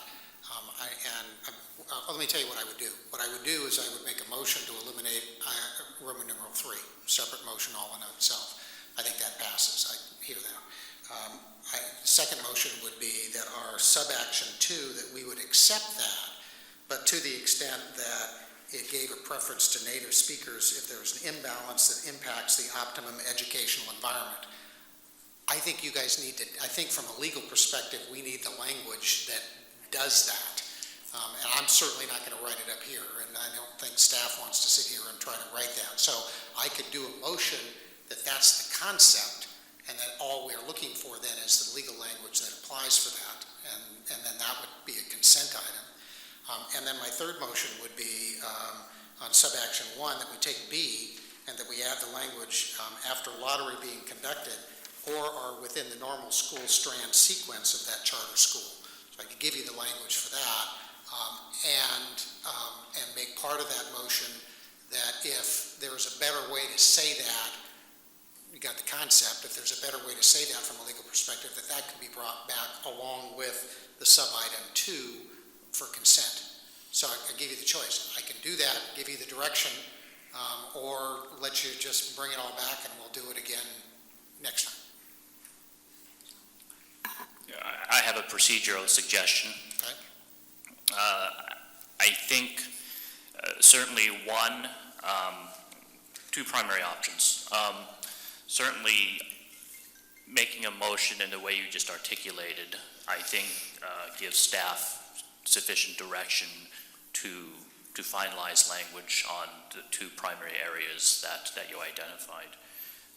So certainly, I think the board, if you feel that you have enough information, and if you feel that you could repeat that motion in the way that you just described it, which I know, but yes, that certainly is an option. The other one, just to identify another procedural option, is to take action on the primary action item to approve element H as constituted with a friendly amendment to eliminate the preference for out-of-district free and reduced lunch. So you have element H in place, and then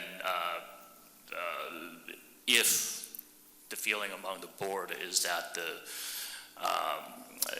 the concepts or the objectives behind the other two, the language and the transportation issue, is insufficiently calcified, we could bring sub 1 and sub 2 back at a subsequent meeting. But certainly, if the board's feeling is that the consensus has been reached on those two sub-items, you could propose the motion as you just articulated. Okay. I have motion. Go ahead. Okay. My first motion is that we approve the entire text of element H, subject to separate approval of the two sub-actions listed below, which we will do in subsequent motions, with the elimination of Roman numeral 3, free and reduced, eligible out of district from the lottery draw. Second. Okay, so that was moved by Director Carl, seconded by Director Pugh. Roll call vote, please. Director Carl? Aye. Director Pugh? Aye. Director Close? Aye. Director Hanel? Director Hanel? Aye. Director Gonzalez? Aye. Director Christoph? Aye. President Jay? Aye. Student Board Member? Aye. I have another motion. Yes. Under sub-action item 1, that we select B, and that we add the clause after lottery is being conducted, the following, or are within the normal school strand sequence of that charter school, and direct staff to work with legal that if there is a better way to say that be brought back as a consent item in the future.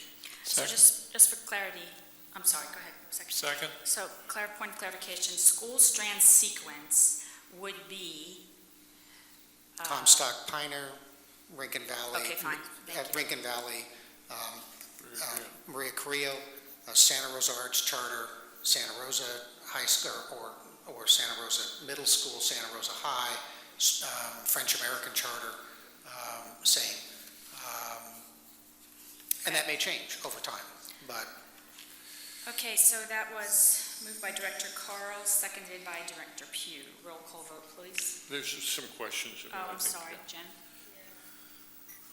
I have a question about that. I really like the idea of figuring out how to deal with the high school issue separate than just making it 7 years, because ultimately, if we want more kids from the west side going up to Maria Carrillo area and vice versa, then we want to make that easy. So, but I do like combining it to the high school. However, there are problems with, kids from French American Charter School are going to go to Santa Rosa or to Montgomery. They're not necessarily in a sequence because they are in a charter school. It's not neighborhood. It is, my concept is that it is transportation driven. So wherever that school is cited, and I recognize, for instance, that Santa Rosa French American Charter is busting at the seams, and there may be a need to go somewhere else at some point in the future. The concept of this is to drive at the transportation issue. Right. And so wherever it is, it's just within that sequence, so that what you're doing, you could do a concentric circle of attending a school within 2 miles, and I just don't see that. I think that you want to get them into the same area. No, I agree. I guess the definition isn't fitting that concept to me. So that's, if it could be just more specific, that it's sort of the nearest high school, the geographically nearest. I mean, today I drove to Maria Carrillo today. I live downtown. It took me 15 minutes to get there. And if I was driving from Elsie, it would take me 35 minutes. And then if I had to drive across town to Piner, that's, I might as well drive to San Francisco. So it is, It's your choice. so, well, it is, and I agree with Director J that we don't need to provide, extra support for specific parents, so I think parents are going to get their kids places, but I do think we need to make it easy to encourage the goal here, which is to increase diversity, which is exactly saying we don't want to wait. I completely agree with you, Director J. I'm just wondering if there's, I think that maybe making it somehow easier to deal with the situation that Director Carl's talking about kids who are going to go on to Maria Creel or on the other side, go on to Piner, that we should do that. Yeah, I'm not thrilled writing language up here in the middle of a meeting that might have unintended consequences 2 or 3 years from now, which is why I added that portion that said, you guys sit down and talk about it, especially legal, if there's a better way to deal with it. In concept, you know where the board, if the motion passes, you know where the board's going. And as council has indicated, this is giving direction to staff. Superintendent Shields. As staff, I would actually ask that this item in particular, you allow us to work with legal and come back and see the very specific language and agree or not. This seems to be too important to then kind of be left to further interpretation. I would ask that the board wait on this and see the options presented by legal so that it does in fact meet your intent and all the nuanced questions you may have, that they're all vetted publicly and we all discuss them, because it's a departure from what we've talked about before. Can I answer that? Yes. It's kind of odd being over here. I can't just have the microphone. I'm used to it for 2 years, and now I'm in a position where I can't do that. My concern is, as legal is indicated, I want the board to give staff direction, and I think there's a sense of consensus here, but I'd really like to get a vote that gives the direction. I totally agree that that what I wrote there is probably not what we're going to end up with, because it's just not the place to be doing that. But it gives you the concept and then the invite to bring it back. So I think your comment's well spoken, but I just want to give I would like the motion to be voted upon to give the direction. So what stage are we at this? You made a motion, Frank seconded. Right, you may have other comments now. Just so I'm clear on everything, so if we have like these zones or these, where the transportation is logical. So in theory, we have pre-K to 12. And so if anybody's in that system anywhere in there, so we're expanding, for the number of years by quite a few. Okay. I like the idea of the transportation, but I also, I would agree with the superintendent. I really think legal probably should take a look at this. I mean, I understand what you're saying, Bill, about giving, staff direction, but I don't want it to defeat the idea of increasing diversity. That's what we started out talking about that. And, I really think, I don't know if this is anti-diversity, it's logical, but I think an opinion from legal at this time would help me quite a bit. Thank you. You seconded the motion, right? So maybe you did, okay. Can you repeat your motion, please, before we vote? Yeah, the motion was to, under sub-action item 1, to select B, which is all dependent charter schools, all siblings of students enrolled in and attending the charter school at the time of the lottery, or attending a district school or program sharing a school site with the current charter school during the school year for which the lottery is being conducted, or are within the normal school strand sequence of that charter school shall be admitted, with the understanding that that is the concept, transportation concept that we are trying to create, and that if there is better language in consultation with legal to accomplish that be brought back. That's what I understood. Yes. For example, I'm not clear that doesn't give preference to Rankin Valley Union School District as they do live in that attendance sequence. Yeah, it's within our district, school strand within our, it can't But when we talk about it, there's an asterisk and we make the exception that they are part of our high school district, Right, so, I mean, that's one of the kind of nuances that, again, kind of giving legal some time to think about it. So, Yeah. so you mean that there is a, If you look on that page 2, at the item number 1, when we talk about the boundaries, for example, of accelerated charter, we're talking about our high school district boundaries, not our elementary school boundaries. So, of course, it includes all of our partner districts. yeah, but those are not, none of those, the They are Rincon actually- Valley elementaries are not in our school strand sequence. So the only one that's going to apply to Rincon Valley is Maria Correa. Jen? Thank you, can I interject something? But I see exactly what you're saying, is that it's just counterproductive, because that means that we're talking about transportation, but that then would wrap in everybody who could literally walk to Maria Carrillo because they're already in that district. Well, they have to be at, Because they're gonna be going to that, because they're gonna be going to that high school anyway, so it's not addressing, it isn't. But it's narrowed only to sibling.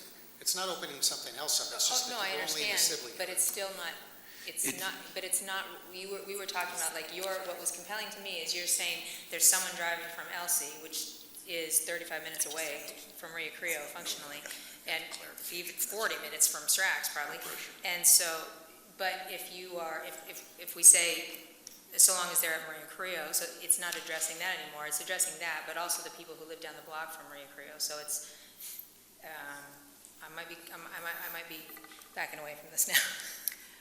Larry? well, we're only taking in-district students in the Santa Rosa Accelerated Charter, right? We did that. In high school district. In so the that's- definition of this, it is by our high school boundaries. So, again, looking on page 2, Okay. families residing within Rincon Valley Union School District, right, blah, blah, blah, blah, fall within the enrollment boundaries of our high school district, so they're considered in district. Oh, that changes the game a little bit.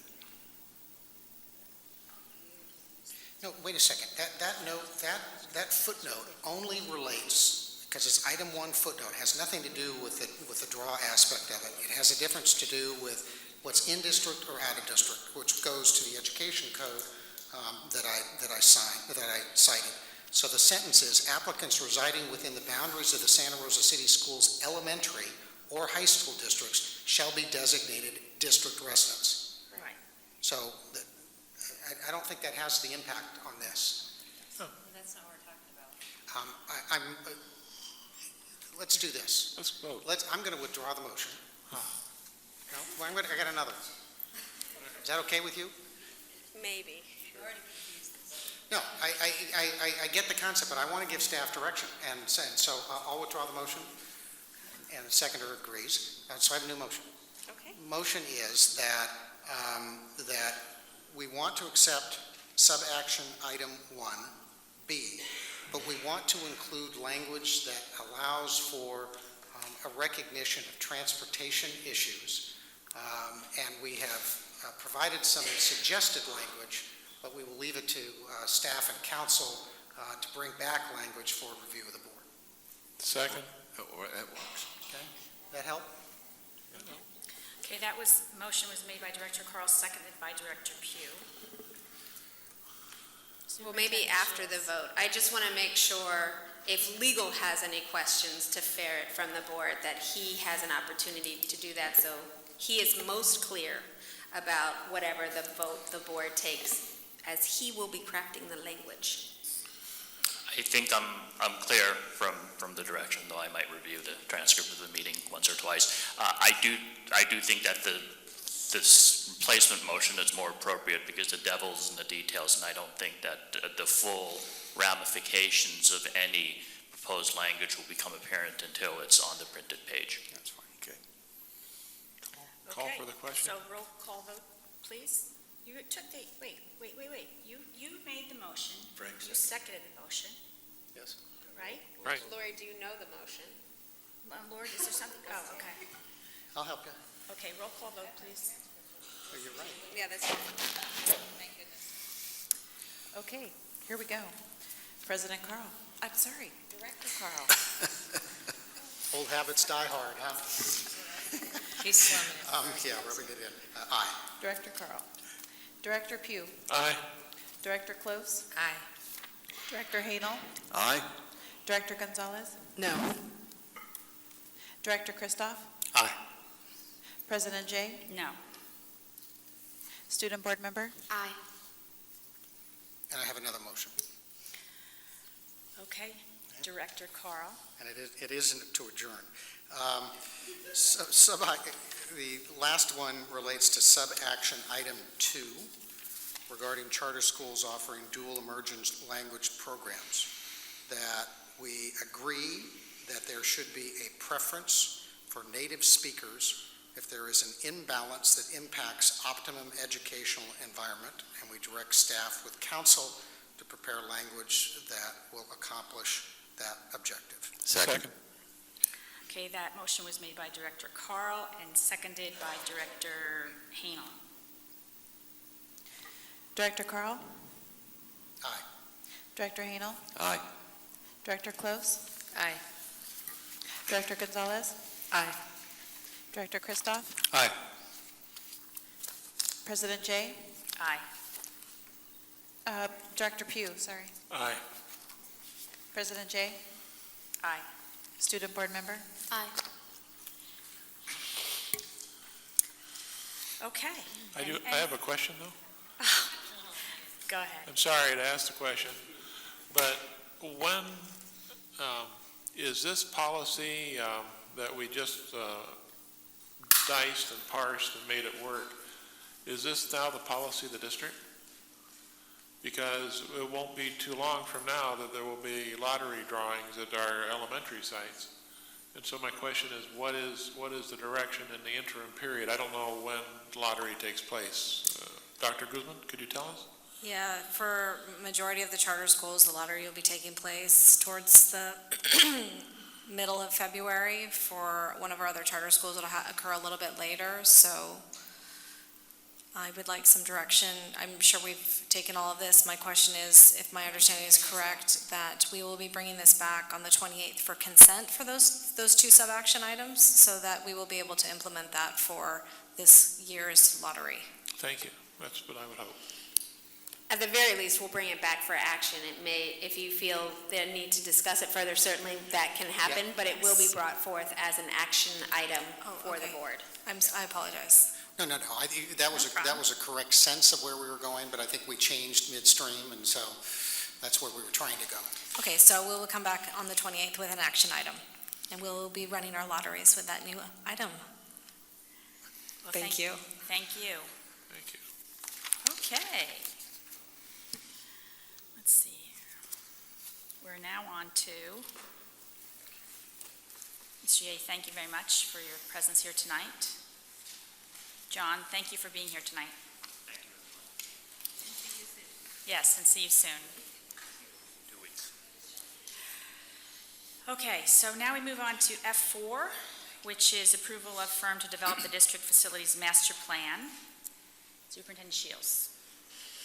Thank you. As the board's aware, I'm sure, and as you've heard of in the past, one of the most important next steps in moving forward with our bond work is really having a very comprehensive facilities master plan that is really inclusive, that is really thoughtful, that really outlines for the board, the community, the staff, what are the steps we need to take to create the classrooms we all envision for 21st century instruction.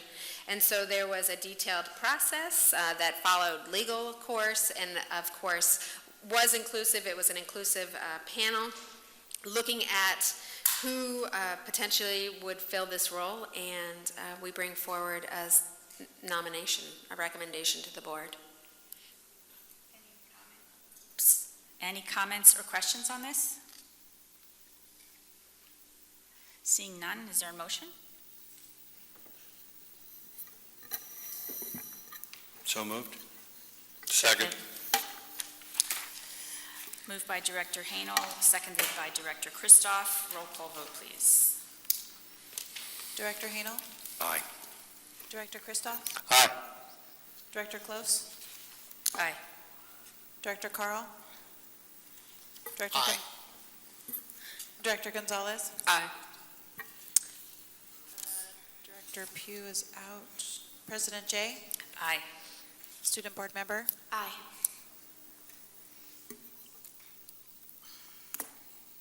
Okay, then we'll move on to F5, update on the Phase 2 Ag Barn project at Elsie Allen, and resolution to approve the buildings as non-Field Act compliant. Superintendent Shields. Thank you. As the board's aware, last year, and thanks to a lot of the support and gentle and loving push by Annette O'Kelly, we are working to get the ag facility at Elsie Allen up and going for the upcoming year, making sure that we're meeting the needs of the site and the students. And so we've gone through some ado to get here and make sure that we're kind of legally compliant in what it has to look like. We've researched what's happened at other sites like at Santa Rosa High and their barn. So we bring forward a solution that we think allows us to move forward, that provides the students and staff what they need at the site. And we're excited to move on to the next stages. Are there any comments, questions? Well, then I have a comment first. Huh? I have a comment. I'm really happy to take your motion, but I have a comment first. Got it. We're going to do it, Annette. It's going to be okay. It's going to be okay. And you guys, I like serving Thanksgiving dinner with you out there, and so next year you won't be mad at me. So we're going to get that. We're going to get this done. So now, Mr. Carl, you can make your motion. I move approval. Let's get her done. Second. Motion by Director Carl, second by Director Hanel. Roll call vote, please. Director Carl? Aye. Director Hanel? Aye. Director Close? Aye. Director Gonzalez? Aye. Director Christoph? Aye. Director Pugh? Aye. President Jay? Aye. Student Board Member? Aye. Yay! Let's go. And thank you so much to the Booster Club out there. You guys are unbelievably phenomenal and make such a difference at that school. Thank you so much. Okay, now we'll move on to F6, Board Committees Consideration Discussion. Well, I guess I can take this one. You know, normally we do the site assignments, liaison assignments, and then we do board committee assignments. And there were a couple comments which I think were valid about, well, we haven't really been having certain committee meetings anymore. Should this committee be rolled into that committee for efficiency purposes? What's the use of staff time? Is that an efficient use of staff time? And I thought this was all valid, so I thought that it warranted us taking a look at it and getting input from all of you. So that's how this came to be. And I'd appreciate your comments and your input and direction.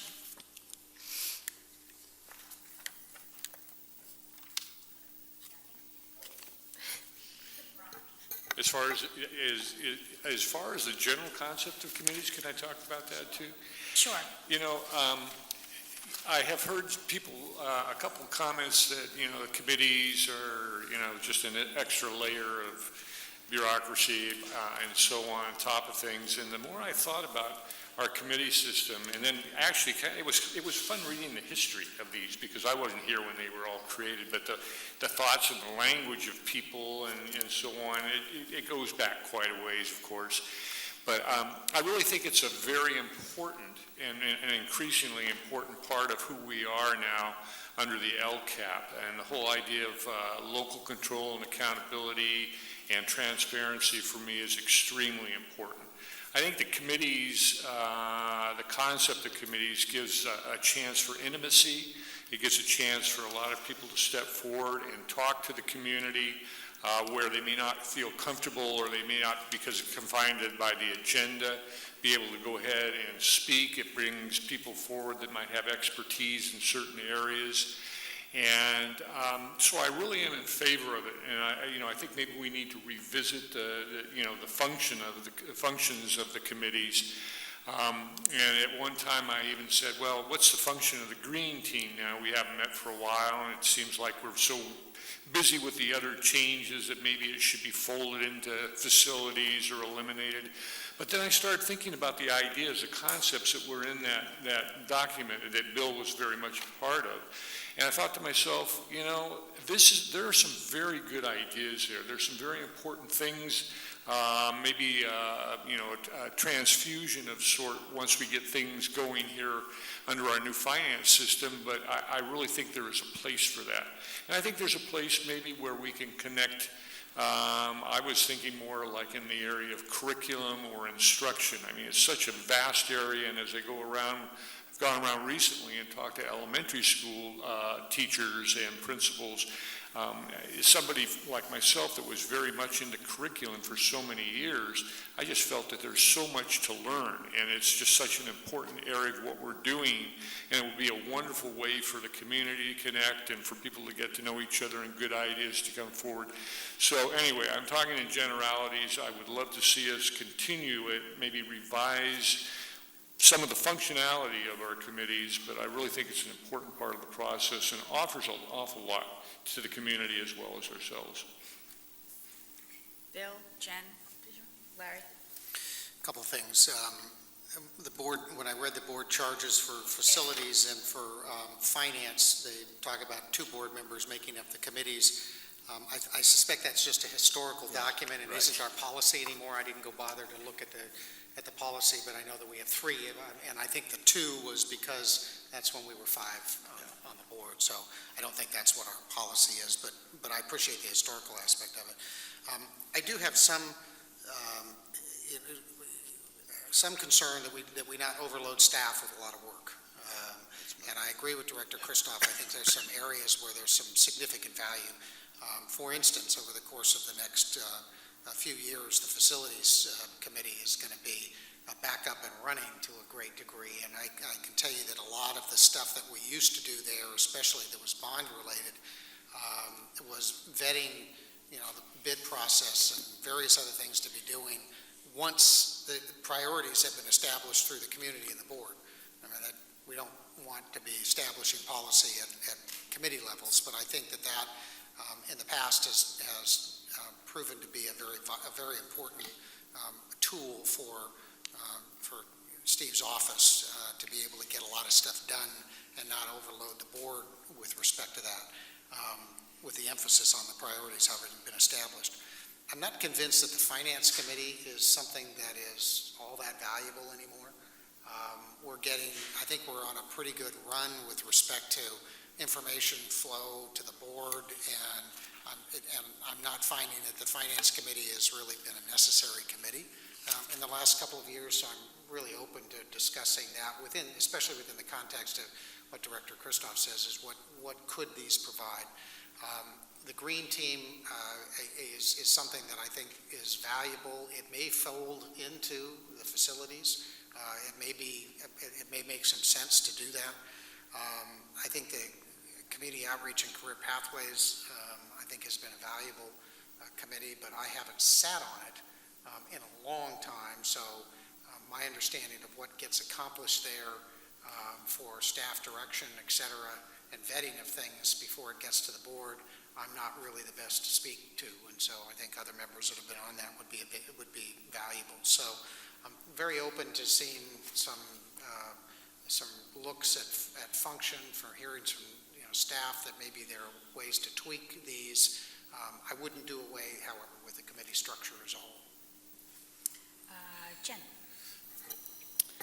Yeah, I have mixed feelings about these. On the one hand, I agree with a lot of what Director Christoph said. I think that we need more opportunities for just open-ended discussion, for academic discussion about issues in a less formal environment, and we need more opportunities for input from the entire community, although we, both teachers and parents and students and community members interested in certain things. And that's why I really value when we have study sessions, and I for one think that we should be doing those every month on the 3rd Wednesday. On the other hand, I also am concerned that the committee structure does just add one more thing to the list of things to do by our staff. And more importantly, I am concerned that we are violating policy, if not the law, when we are taking action at a committee level, and whether that's action by direct action or action by inaction, deciding, not to do something, not to bring things forward. And when there's significant ideas enough to go to a committee, then it seems like it's something that may have gone to the whole board, and maybe there were 4 other people who would have voted the other way. I have real specific concern it sounds like over the years the facilities committee has been very important in streamlining progress with respect to facilities issues. That makes me even though more concerned that probably there are actions being taken in facilities that probably shouldn't be taken without a majority of the board voting on it. And that concerns me a lot because of the bonds and the fact that we are going to be spending probably a whole heck of a lot of money on facilities coming up. And so I think there's a real danger that we're taking action in a committee structure rather than, or coming back from committee with a very strong recommendation and then sort of depriving the whole board of all the information, giving kind of an abbreviated version, or, So those are my thoughts both ways. If it were up to me, I would probably say abandon the committee structure, but create ad hoc committees as necessary if there's something that needs a lot of investigation, or just deal with it all in study sessions and make those a more common.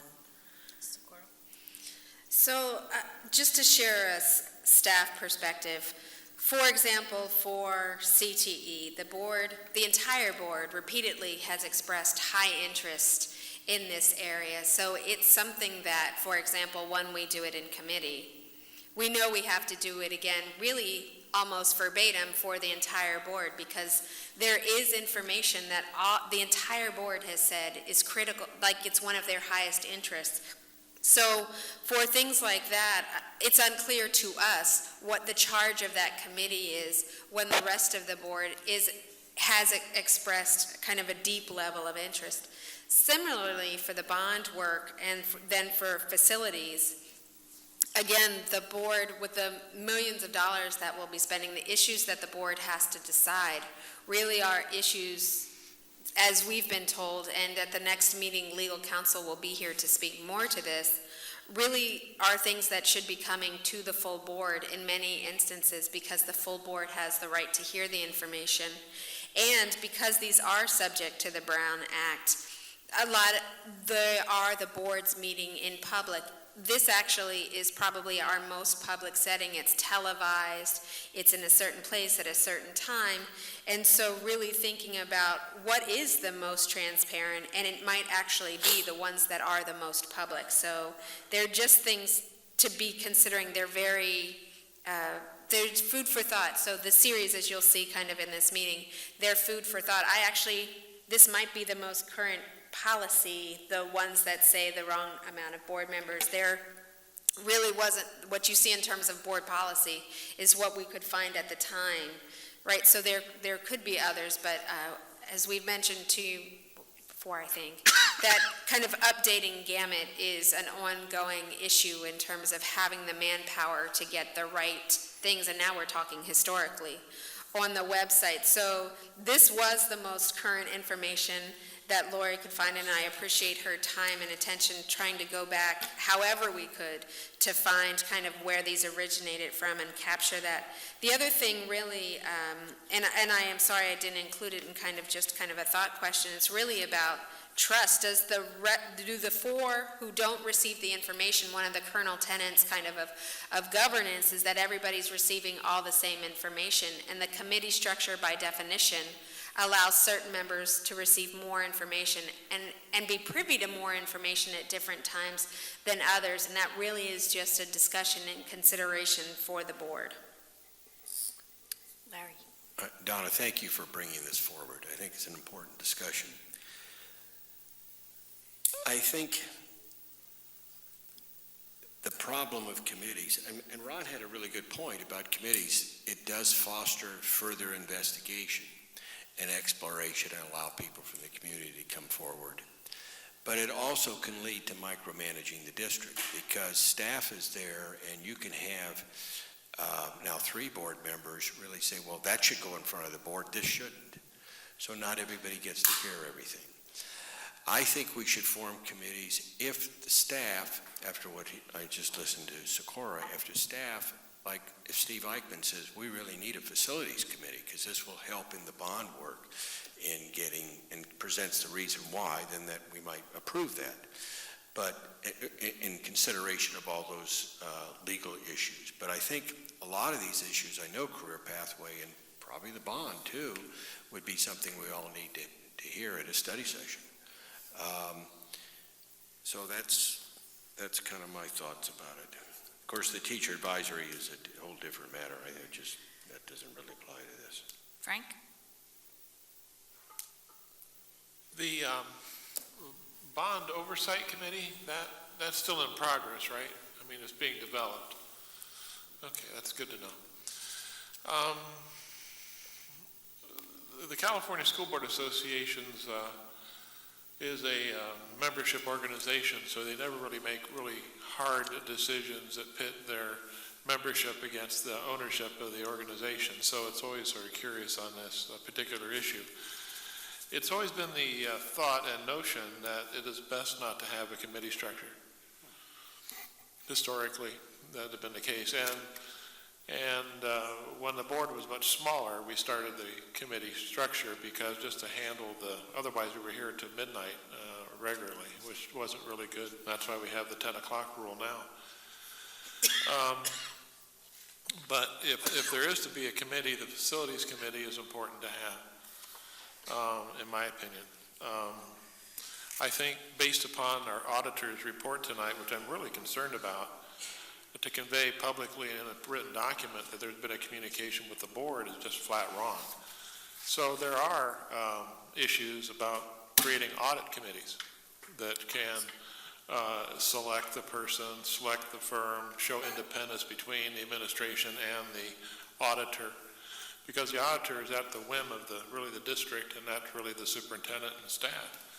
And so if you're looking for a clean, unbiased process that needs to happen somewhere else in many districts, and most all corporate boards I am aware of have an audit committee that handles that kind of detail. I was going to suggest that we could do what the college does, or did for a long period of time. We had a huge committee structure at the junior college, dozens and dozens of committees, until we finally formed a committee on committees that took care of the policy and got everything tidied up. And while that may be crazy, that might be something that we might want to consider, just to get the policies correctly written, identify the scope and mission, and be clear about it. That might be something that would be helpful to the whole board, because it's kind of hard to wordsmith all that out here.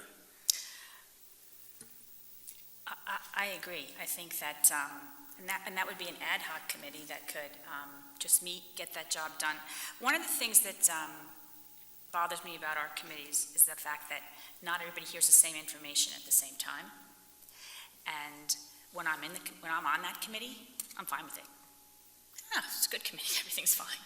But when I'm not on it, then I don't like the concept. So, the other thing, and the second negative point is, I think that we really chew up staff time, because more often than not, they're having to repeat the material. And it's a waste of time. So perhaps we should have an ad hoc committee to sit down or have a massive study session about, or maybe 2 study sessions about, we could do that, because we'd all do it together, and decide, what, if we have to have any committees at all, what should they consist of? What should they be? What should they consist of? And move forward in there. So that's the recommendation. And I think I'm seeing all heads nodding, so I think we should move forward with that. Because when you see how old some of these things are, it goes back to the time when Bill said there were 5 people on the board. And then the fact that over the past year or so, some of our committees have never met, and we don't miss them. So I think it's about time we take a look at this. I do have one. Is everybody done? Comments? One speaker card that I just got, and it's from Margie Brady Long. I just want to say one thing. Board members Correct. Correct. Absolutely true. Hi, Margie, go ahead. Hi, this one was just closer to me. I just want to be clear that when you're in the setting here, there's not a lot of give and take with anybody besides staff. And the intimacy and the feedback and the rapport and the discussion that happens at the committee level, I don't think should be completely disregarded. Thank you. I just would like to share, though, that we have recently learned that some of our committees, the way we conduct our committees is really, we should be conducting them just the way we conduct these meetings, and that's how we'll be moving forward with the TADCOM. Amy and I have discussed that in depth because after a while it can get to be a little bit of a free-for-all, as it does up here sometimes as well. So we'll be moving to this process, which is the speaker cards agenda. Well, we've always had an agenda, but this same format. But I understand what you're saying, Margie. There is something that's very nice about everybody knowing each other and actually getting to know each other through the process. Larry, did you have a comment? Well, I just wanted to comment what Marcia said. I think a lot of it is the setting, is that, this half circle up here and out here, when we meet in like at TADCOM in the boardroom, in the district office, it gets a lot more interactive. Okay, so I think that's it. We're going to move forward with the study session on this, and we are adjourned.